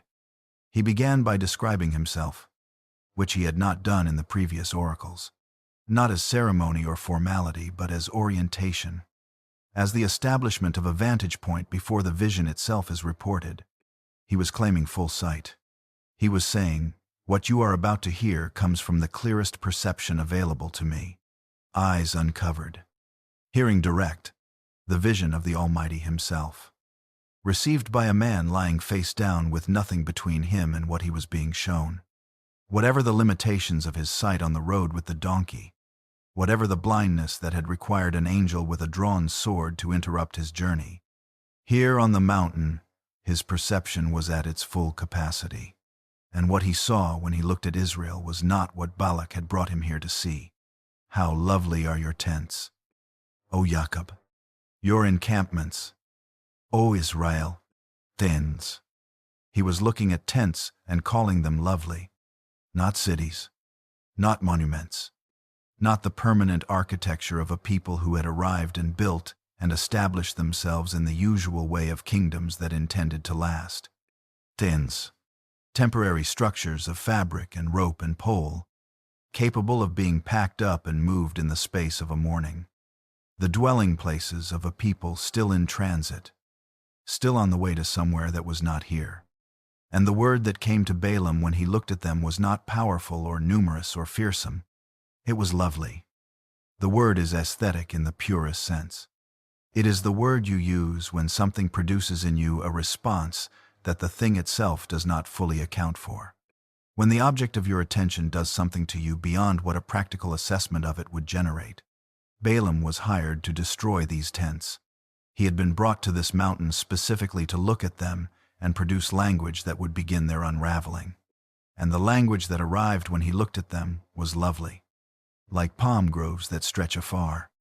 He continued, like gardens beside a river, like aloes that the Lord has planted, like cedar trees beside the waters. He was comparing a camp of traveling tents to palm groves and gardens and trees planted by the Lord. The images he was reaching for were images of rootedness, of flourishing, of things that have found their proper conditions and grown into what they were meant to be. Not the images of a people in transit, but the images of a people who, even in their transience, had something about them that belonged to the category of the established and the thriving. Water shall flow from his buckets, and his seed shall be in many waters. His king shall be higher than Agag, and his kingdom shall be exalted. God brought him out of Egypt. He has the strength of a wild ox. He shall eat up the nations, his adversaries, and shall break their bones in pieces and pierce them through with his arrows. He crouched. He lay down like a lion, and like a lioness. Who will rouse him up? Blessed are those who bless you, and cursed are those who curse you. That last line landed on Balak the way a sentence lands when it contains a verdict that overturns the entire proceeding. Balaam had not only failed to curse Israel, he had blessed them. Again, and more than that, he had embedded in the blessing the declaration that the posture Balak had been taking toward Israel since the moment he first saw them in the valley, the posture of a man who intended to destroy them, had placed Balak himself in the category of those the oracle had just cursed. Balak struck his hands together. This is the gesture of fury, of the particular frustration that belongs to a man who has done everything correctly and arrived at an outcome that is the opposite of what all the correct things were supposed to produce. He had built the altars. He had made the sacrifices. He had brought the most credentialed spiritual specialist available in the ancient world to the highest points in his territory and positioned him above the target and waited for the words that would change the situation. And the words kept blessing the target. He said to Balaam, I called you to curse my enemies, and behold, you have blessed them these 3 times. Therefore flee to your own place. I said I would certainly honor you, but the Lord has held you back from honor. The Lord has held you back from honor. Balak knew, by now, what had been happening. He may not have had a complete theological framework for it, but he had the observable fact repeated 3 times from 3 different heights. The man he had brought here to change the situation had not changed it. The honor that had been promised was being withdrawn because the service it was promised for had not been delivered. The transaction had failed, and Balak was sending Balaam home with nothing. He was also, without intending to, telling Balaam something that cut directly into the thing Balaam had wanted badly enough to ask the second embassy to stay overnight. The Lord has held you back from honor. The reward, the recognition, the house full of silver and gold, the acknowledgement from the most powerful man in the region that Balaam was the only person in the world who could solve his problem. None of it was coming. The ceiling that God had established had held, and the honor that waited on the other side of that ceiling had remained out of reach. Balaam looked at him. He said, Did I not tell your messengers whom you sent to me, if Balak should give me his house full of silver and gold? I could not go beyond the word of the Lord, to do good or bad of my own will. What the Lord speaks, that will I speak. He was right. He had told them. He had said it at the beginning, and he had said it on the mountain, and he was saying it again now in the moment of departure. The sentence had always been true. The sealing had always been real. He had known from the first consultation that the curse was not available, and he had passed that information accurately to everyone who needed to have it. The record of his obedience was complete and technically without flaw. And then, before he turned to go, he said, "And now, behold, I am going to my people. Come, I will let you know what this people will do to your people in the latter days. Come, let me tell you something more." He had been dismissed. He had been told to flee to his own place. He had been informed that the honor was gone and the payment was not coming. And instead of accepting the dismissal and beginning the long ride north to Beor, he offered Balak something additional, something unpaid for, something that went beyond the terms of the failed commission in a direction that the commission had not requested. What followed was the fourth oracle. He described himself again in the elevated language of sight and hearing, the man whose eye is opened, the one who hears the words of God and knows the knowledge of the Most High, falling down with his eyes uncovered. And then I see him, but not now. I behold him, but not near. A star shall come out of Jacob, and a scepter shall rise out of Israel. Not now, not near. These two phrases are the most important in the entire oracle because they establish what kind of word this is. This is not a description of the immediate situation. This is not a report on what will happen in the next military campaign or the next generation. Balaam was looking at something past the horizon of the present moment.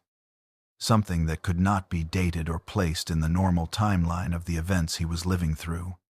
Something that required the particular quality of vision that sees past what is currently visible into what is coming from further away. A star. Not a star falling onto Jacob from somewhere above. A star coming out of Jacob, originating from within the people, arising from them the way a source of light arises. From the inside. Generating its own illumination rather than receiving it from elsewhere. A scepter rising out of Israel. Royal language. The scepter is the physical symbol of a king's right to govern, held when he is acting as king, recognized by everyone who sees it as the representation of established authority.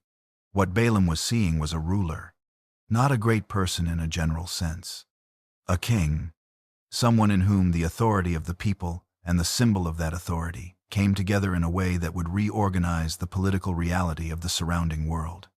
He spoke of what this ruler would do to Moab and Edom and the nations around Israel. The language was the language of dominion and of the extension of power that does not negotiate but simply prevails. And then the oracle ended, and Balaam rose and went back to his place. He had been on the mountain for 3 days. He had spoken 4 oracles. Not one of them had contained what Balak had paid for. Not one word of curse had emerged from the mouth that Balak had brought to the highest points in his territory and positioned above the camp of the people he wanted destroyed. The mouth had been used, but it had not been used for Balak. Now there is something in what just happened that deserves to be held before the story moves into its final and darkest movement. The fourth oracle, the one Balaam offered without being asked, was aimed further than anything he had been commissioned to produce. A star shall come out of Jacob. A scepter shall rise out of Israel. This was not a description of Israel's next military victory or a prediction of Moab's immediate political future. This was a vision of something that the fullness of time had not yet produced. Something that required the particular quality of uncovered sight that Balaam claimed at the beginning of the oracle. He was seeing something real. Something that would outlast every political structure of his era by thousands of years. Something that people would still be reading and arguing about in languages that did not yet exist when he spoke the words. The gift was genuine. The sight was real. The vision of the star was true. And Balaam rose from the mountain and went back to his place. The question that hangs over that departure, that will define what comes next and what the tradition remembered about him, is not whether he had spoken the truth on the mountain. He had spoken the truth. The question is what he said to Balak before he left. Because he said something, the text records a private conversation on the way down. A final exchange between the man who had failed to deliver the curse and the king who still needed one. And what was said in that conversation is the thing that changes everything about how the 3 days on the mountain are finally understood. The mouth that could not produce a curse had a different kind of knowledge to offer. And the offering of it is where Balaam's story reaches its real turning point. Not the donkey, not the oracles. The conversation on the way back down the mountain, between a man who knew the truth and a king who still needed a weapon, in which the man who knew the truth decided that knowing it did not prevent him from helping work around it. That conversation is where we have to go next. And it is the conversation that the New Testament writers could not stop referencing centuries after everyone involved in it was dead. Chapter 11. A star out of Jacob. Stay on the mountain for a moment longer. Not with Balak and his frustration, and the 3 failed attempts, and the honor he is withdrawing, and the dismissal he is delivering. With the words themselves. With the 4th oracle that Balaam offered without being asked. That came out of him after the commission had already collapsed, and the payment had already been cancelled. That was aimed at something so far past the immediate situation that neither of the 2 men standing on the mountain that day would live to see its full meaning. A star shall come out of Jacob. A scepter shall rise out of Israel. These words deserve more than a mention in the sequence of things that happened on the mountain. They deserve the kind of attention that the text itself seems to demand by the sheer weight of what they contain, because they were spoken by the wrong person. That is the first thing to hold about this oracle. Before any question of what it means or what tradition has done with it, or how different readers in different centuries have understood it. The greatest vision of Israel's future kingship in the entire book of Numbers was not spoken by Moses. Not by a priest or a judge or a figure inside the covenant community shaped by its traditions and accountable to its memory. It was spoken by a Mesopotamian seer who had been brought to the mountain by the enemy to say the opposite. The mouth that was purchased to curse produced the most expansive vision of Israel's future available anywhere in the Torah. That is not a detail. That is the point. The God of Israel does not require the most qualified or the most loyal or the most obviously suitable vessel for what needs to be said. He can use the hired weapon of the opposing king. He can put the vision of the future in the mouth of the man who was brought to prevent that future from being blessed. He can make the one aimed at the target, the one who declares the target's ultimate destiny. This happened on the mountain above Moab, on an ordinary afternoon, while a king stood at his altar and waited for a curse that was never going to arrive. Now let us look at the oracle itself. Because its layers are not all visible on the surface, and the ones beneath the surface are where the weight lives. I see him, but not now.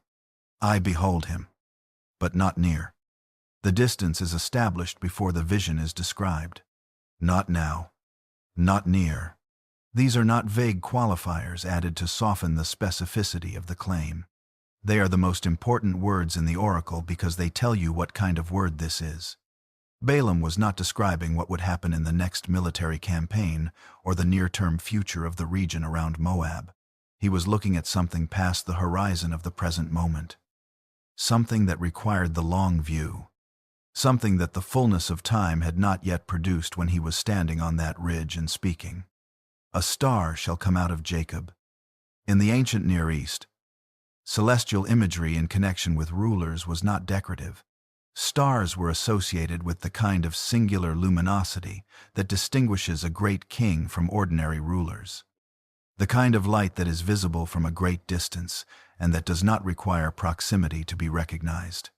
When ancient texts spoke of a star arising in connection with a ruler, they were not making an astronomical observation.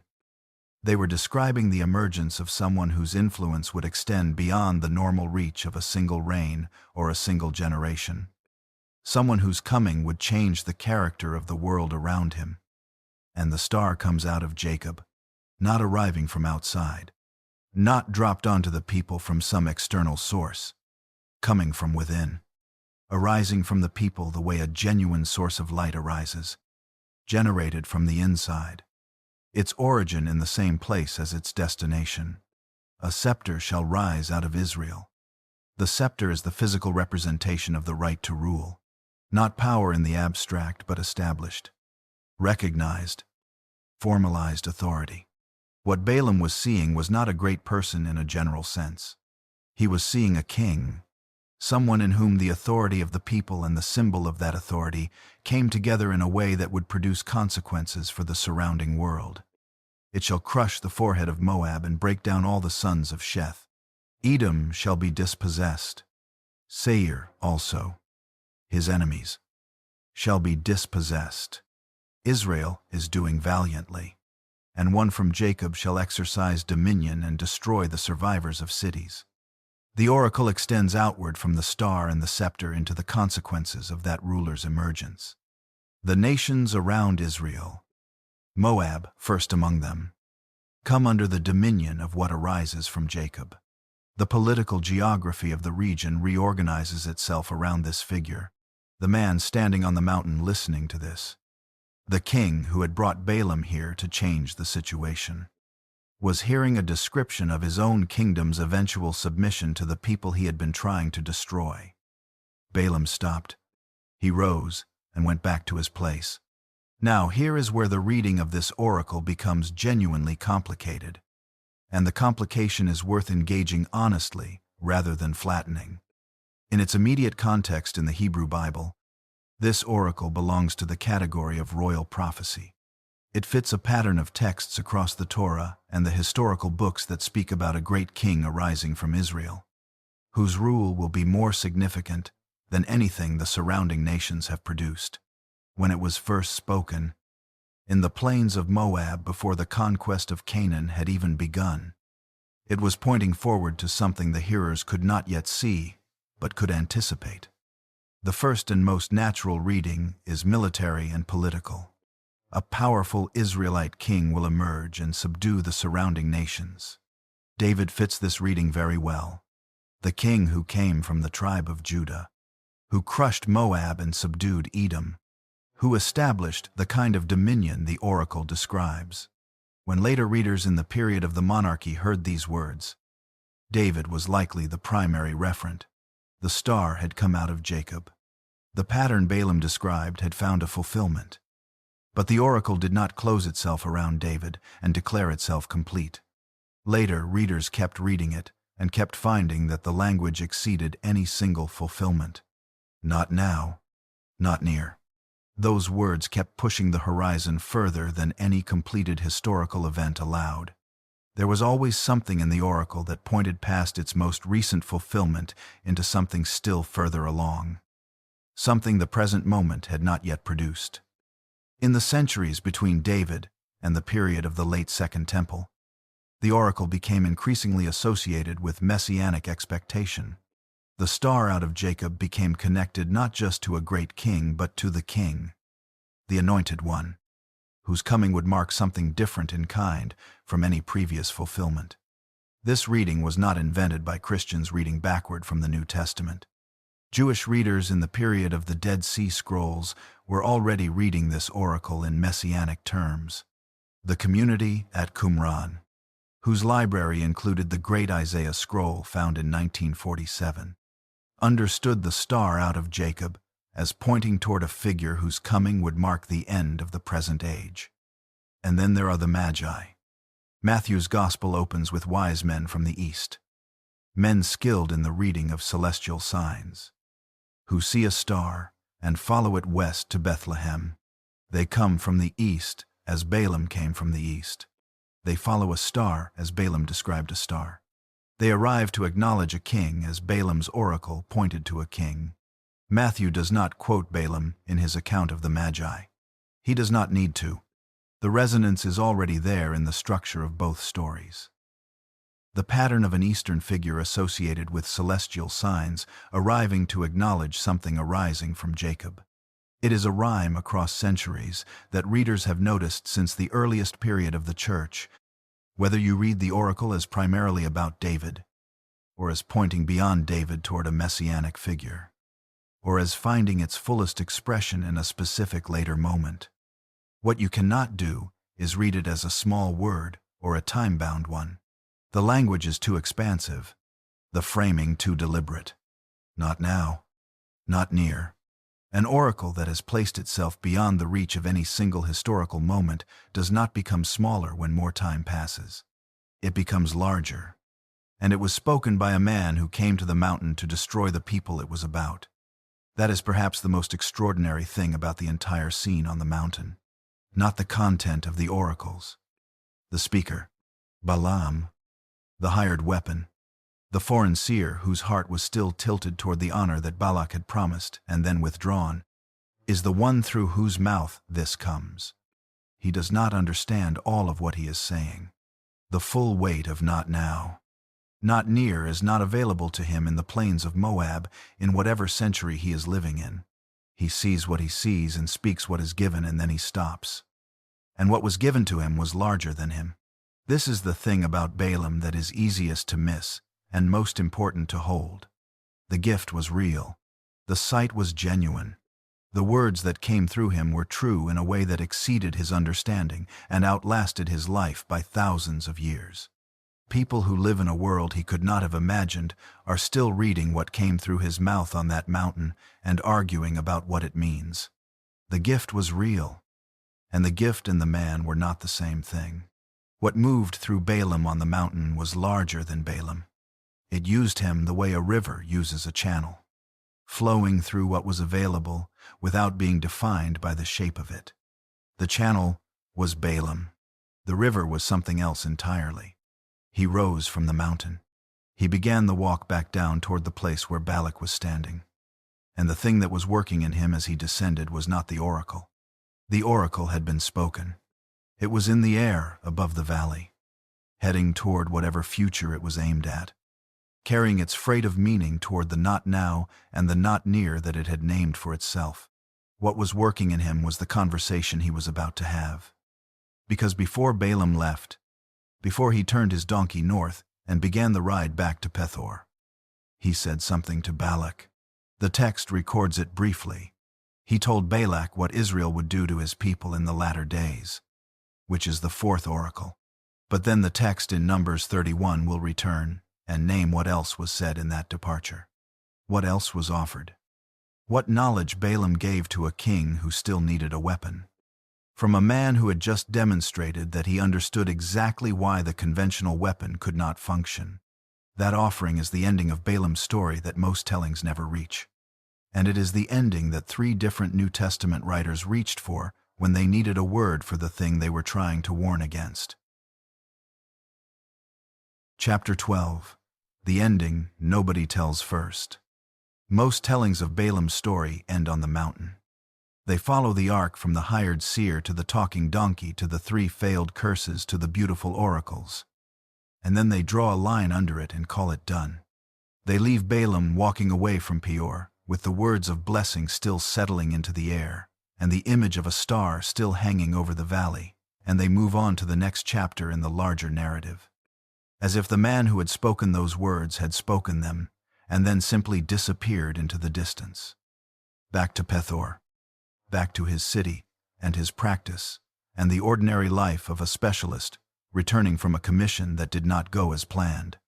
The Bible does not do this. The Bible looks back. It looks back in Numbers 31. It looks back in the letters of Peter and Jude, and in the book of Revelation. It looks back every time because what happened on the mountain was not the end of Balaam's participation in the events it described. It was the visible part, the part that was witnessed by the princes of Moab and recorded in the words that have been read and argued over for 3,000 years. What happened before Balaam left was not witnessed in the same way.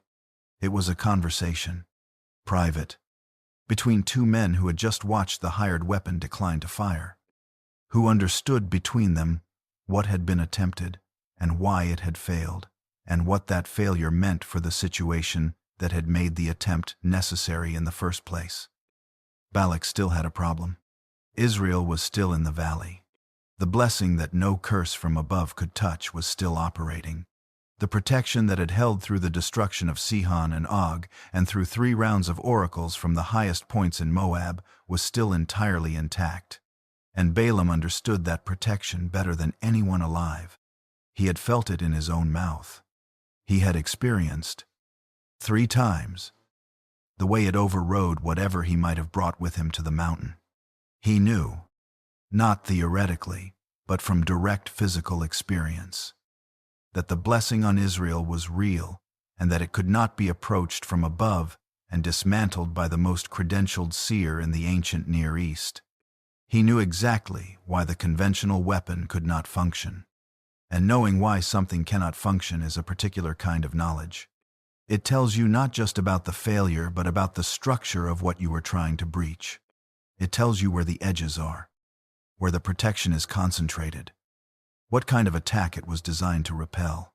It does not tell you where the gaps are. But Balaam was a specialist. He had spent a lifetime thinking about the relationship between what protections could hold and what they could not. He knew that the blessing on Israel was not an armor that covered every surface equally. No protection is. Every protection is designed against a specific kind of threat, and its strength against that threat is inseparable from its design, which means it has a character, and a character has a shape, and a shape has edges. The curse from outside had not worked, could not work. The blessing was too established, too fundamental, too rooted in the character of the God who had spoken it for any word from the outside to find purchase. But what about from the inside? This is the thought. This is the thing that Balaam had to offer Balak in the conversation that the mountain had produced. Not a curse, not a spiritual weapon aimed at Israel from above. Something more patient and more devastating. An understanding of how a protection designed to hold against external attack might be navigated by introducing something that Israel itself would choose. You cannot break what God has blessed by attacking it. But you can create conditions in which the blessed choose, of their own will, to step outside the terms of the blessing. The protection was not unconditional in the way that a stone wall is unconditional. A stone wall holds regardless of what the people inside it decide. The blessing on Israel was different. It operated in the context of a relationship, and relationships have terms. And terms can be violated from the inside by the people who are supposed to be living within them. Balaam knew this. He had spent 3 days on the mountain with the text of that relationship written into his own mouth. He had spoken it out loud, repeatedly, in language of increasing clarity and beauty, in oracles that described a people whose God was not a man that he should change his mind, whose king would be higher than Agag, whose tents were lovely as palm groves beside a river. He knew the blessing. He also knew what the blessing required of the people who were under it. Numbers 31 is where the looking back happens.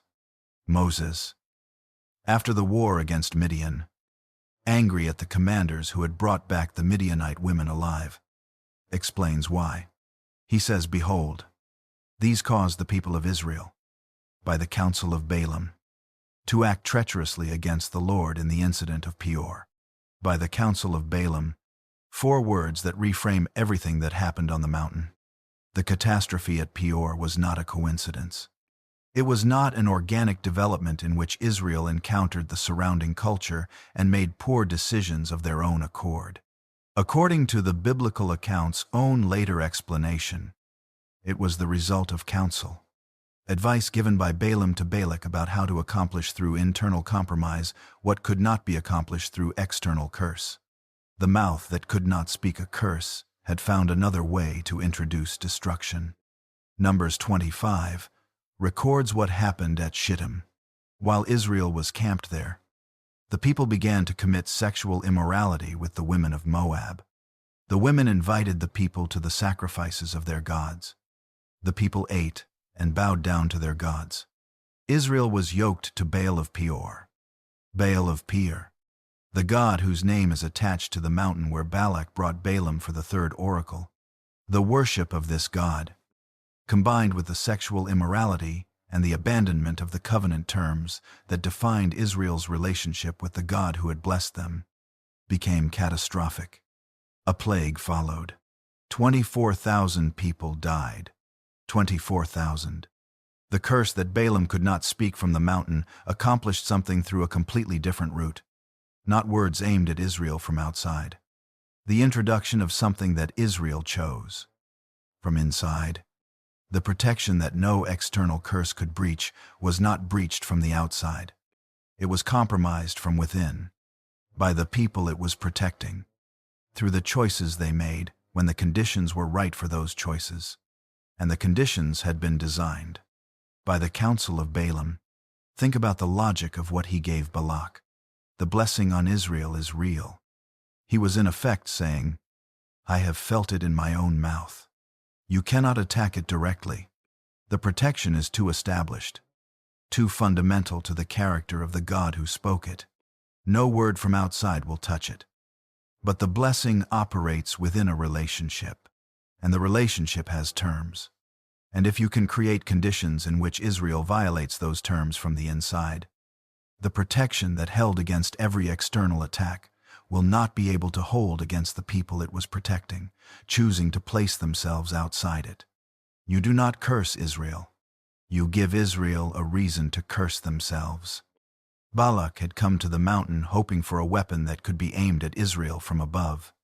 What Balaam gave him instead was a strategy that worked from the ground level, that used human desire and human choice as its mechanism, that did not require any spiritual authority to implement, because the people being targeted would do the implementing themselves.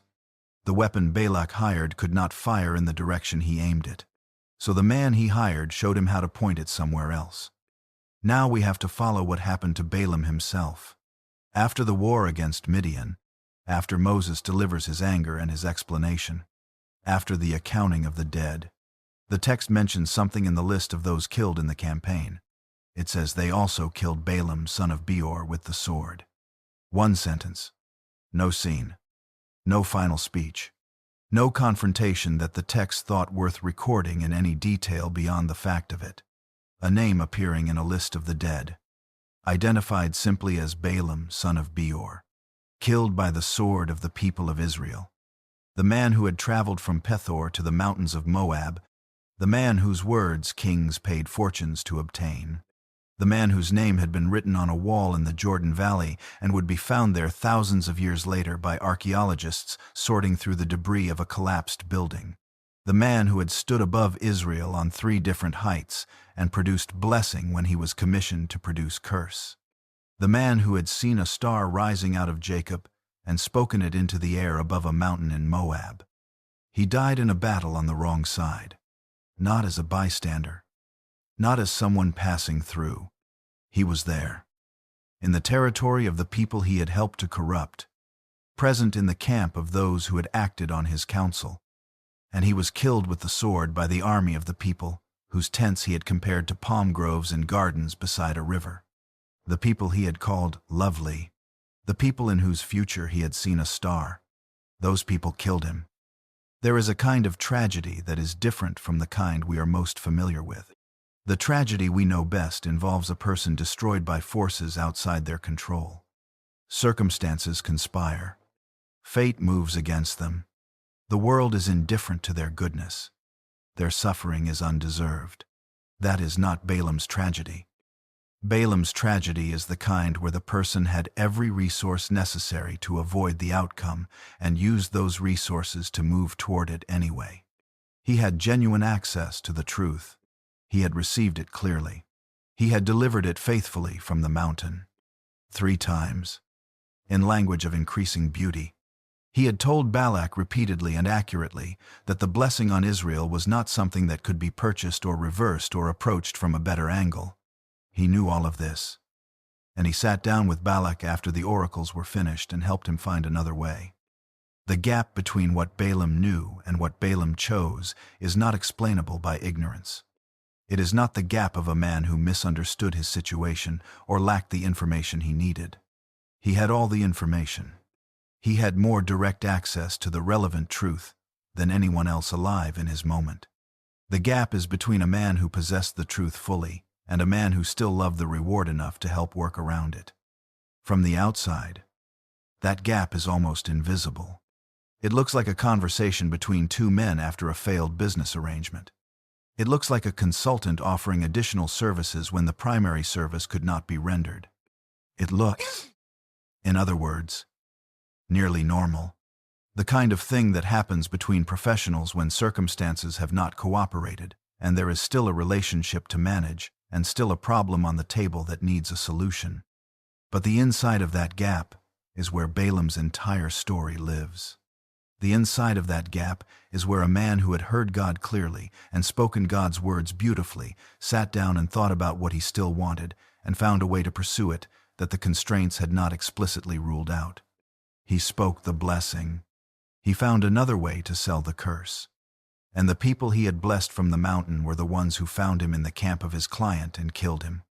The biblical memory of Balaam does not allow his story to end on the mountain with the star still in the air. It brings him back down. It follows him into the conversation that the oracles made possible and the war that the conversation made inevitable, and the list of the dead where his name appears in a line that takes less time to read than any of the oracles he spoke. He had been on the mountain. He had seen the star. And then he had descended and found another way for the darkness to enter. Not because the truth had not reached him, because the truth had reached his mouth without ever ruling his heart. Chapter 13. The Way of Balaam. Balaam died, and the story should have ended there. Most stories end where the main character ends. The narrative closes around the absence. The name stops appearing in the record. The world moves on, and the person who occupied so much of its attention becomes the past tense of themselves. A figure who was and is no longer. Filed in the growing category of people who mattered once and then stopped mattering. That is not what happened with Balaam. His name kept being necessary, not in the texts that preserved his story. In texts written long after him, by different writers in different places, addressing different communities, facing different problems. Writers who had no immediate reason to reach back to the plains of Moab and pull out the name of a dead Mesopotamian seer, except that the name kept arriving in their writing unbidden, kept being the right word for something they were trying to describe, kept functioning as a warning in the way that only certain names can function.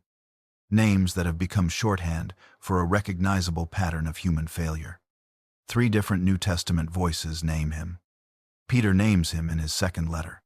Peter is writing about people who have infiltrated the community and are leading others away from the truth they claim to represent.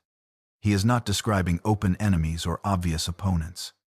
He is describing the more difficult category. People who use the language of the faith to serve ends the faith forbids. People who sound right and move wrong. People whose words and lives have separated from each other in ways that the casual listener cannot detect. And when he reaches for the name that captures what he is describing, he reaches for Balaam. He writes about those who have followed the way of Balaam, son of Beor, who loved gain from wrongdoing. The way of Balaam. Not the sin of Balaam, which would suggest a discrete failure, a specific act that could be identified and pointed to and avoided. Not the mistake of Balaam or the error of Balaam in its simplest sense. The way of Balaam. A path. A direction. Something with its own internal logic and its own destination. Something that can be entered and walked and arrived at the end of, without ever making a single decision that felt, in the moment of making it, like a clear and conscious choice to go wrong. Loved gain from wrongdoing. Not loved wrongdoing itself. Not pursued evil for its own sake, or sought corruption because corruption appealed to him. Loved gain. The wrongdoing was instrumental. It was the means to the end that was actually desired. And the end that was actually desired was not unusual or exotic or the kind of thing that would mark a person as obviously corrupt from the outside. It was gain.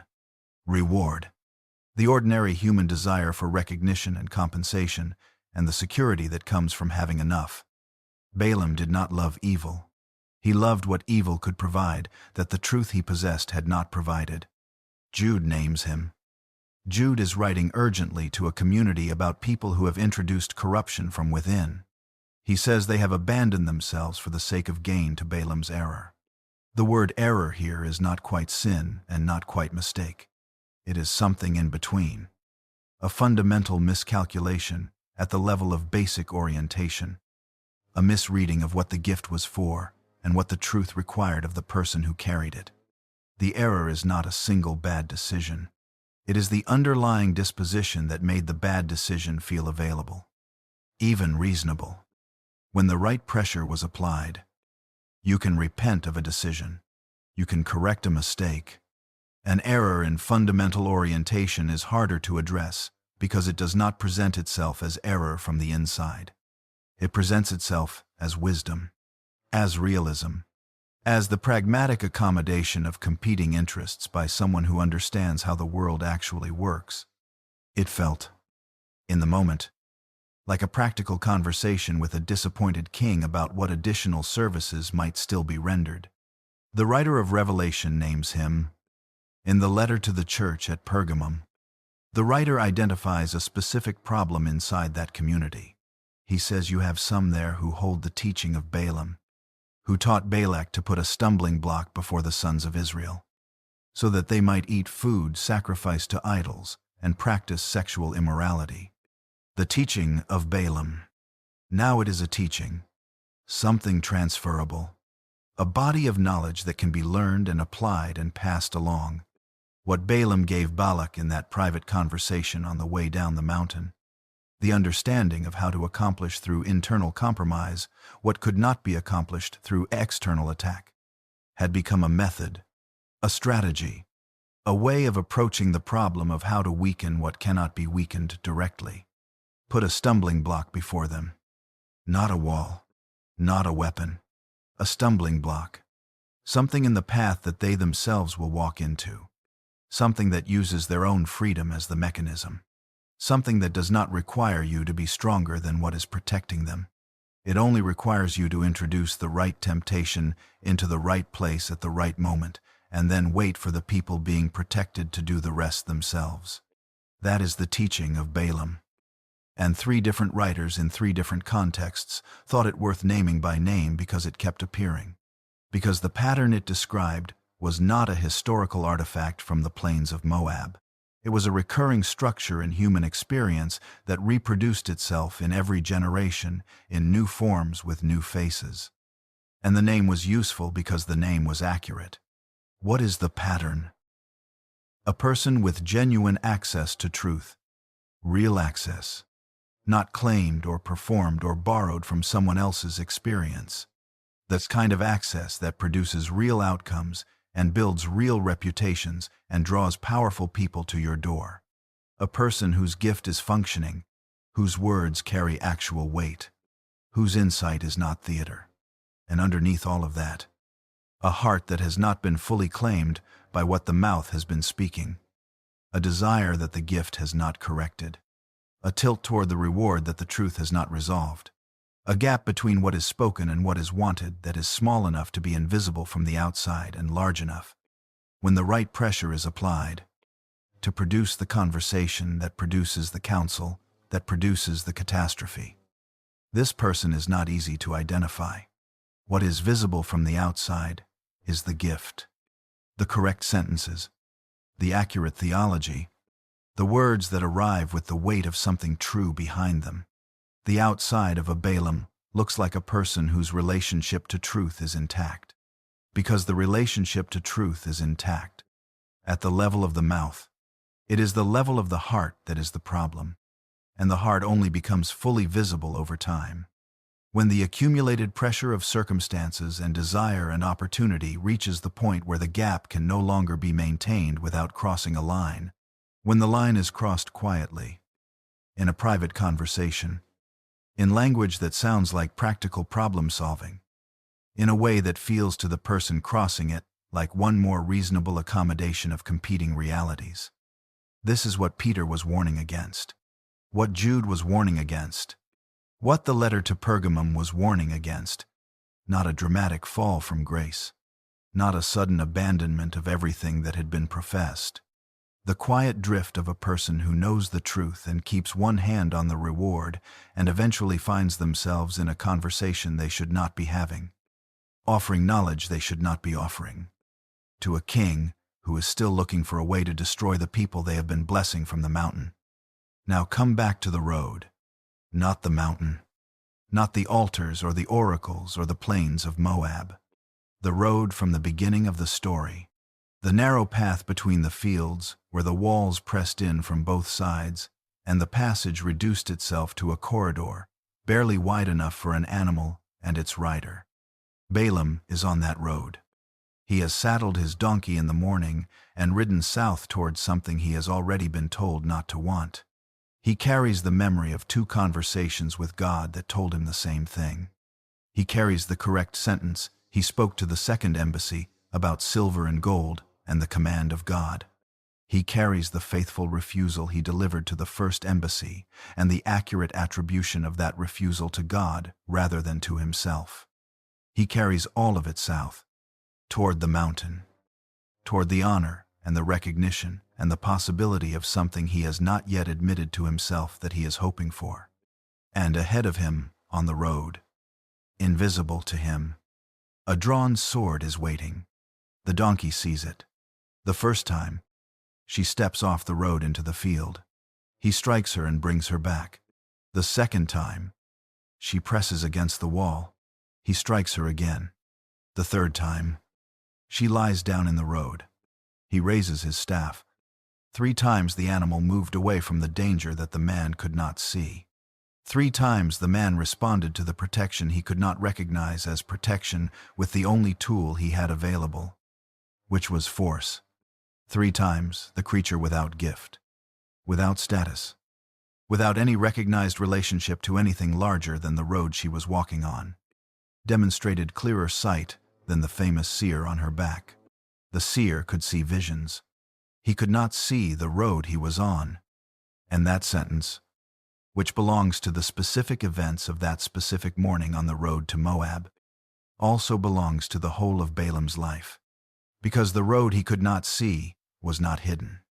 It was right there beneath his feet, in the direction his choices were taking him, visible to any perception that was oriented toward what was actually happening rather than toward what he was hoping was happening. He had been oriented toward something else for a long time. The donkey had not been. She had carried him without complaint through all the roads before this one.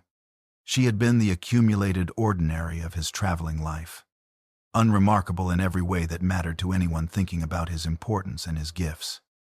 And on the road that mattered most, she was the one with clear sight. She was the one whose response to what she perceived was accurate and consistent and maintained under the pressure of 3 strikes with a staff. She kept stopping because stopping was the truthful response to what was ahead of them on the road. He kept going because going was the direction he had already chosen.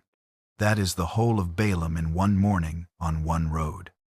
And Peter and Jude and the writer of Revelation kept reaching for his name because what that morning revealed did not die with Balaam. It kept appearing in people who knew the language and used it correctly, and whose mouths were producing the right sentences, while their feet were moving toward something their mouths had just finished saying could not be obtained. The question that Balaam's story leaves open is not whether truth can reach a person. It can. It reached Balaam across whatever distance separates Mesopotamia from the God of Israel. It moved through his voice on the mountain with a force that no amount of silver could override. It produced oracles that are still being read and argued about in languages that did not exist when he spoke them. Truth can reach a person. The question is what the person does in the space between receiving the truth and living inside it. What happens in the room where the second embassy is spending the night at the invitation of the man who already knows what God is going to say? What happens in the private conversation on the way down the mountain between a man who has just spoken the most beautiful language of his life and a king who still needs a weapon? What happens in the gap between the correct sentence and the one more night? Between the mouth that speaks and the heart that is still listening for the sound of the reward? That gap is where Balaam lived. It is small enough that it rarely announces itself as a gap. It presents itself instead as nuance, as sophistication, as the reasonable complexity of a person who understands that the world is not simple, and that gifts must be managed, and that relationships with powerful people have their own requirements, that pure principle cannot always navigate. It sounds, from the inside, almost like wisdom. And 3 writers in 3 different centuries reached for the same name to describe it, because the sound of it keeps being mistaken for wisdom in every generation that produces it. The Way of Balaam does not begin with rebellion. It does not begin with a decision to abandon what has been received, or a conscious choice to sell the truth to the highest bidder. It begins with a correct sentence, a theologically accurate, genuinely believed, appropriately attributed declaration about the limits of what can be done and the authority of the one who has established those limits. And then one more night, and then a road south, and then an animal stopping 3 times on a path that has narrowed until there is no room to move sideways, and then a sword that the seer cannot see, and then a name in a list of the dead. The road is still there. It runs through every generation in the particular form that generation can most easily mistake for something else. It has walls on both sides in the places where it matters most, where the choice has been reduced to forward or back and sideways is no longer available. It is traveled, in every era, by people who have received true things and are riding toward what they have already been told not to want, and who are striking the animal beneath them for slowing down. The donkey is still stopping, and the question is not why she keeps stopping. The question is whether we understand, when she stops, what she is stopping for. The road is still there, and it is still narrow where it matters most, and the sword is still drawn, and the only thing that has ever made the difference is whether the eyes are open to what is actually ahead, not the visions on the mountain. The road beneath your feet, the one you are on right now,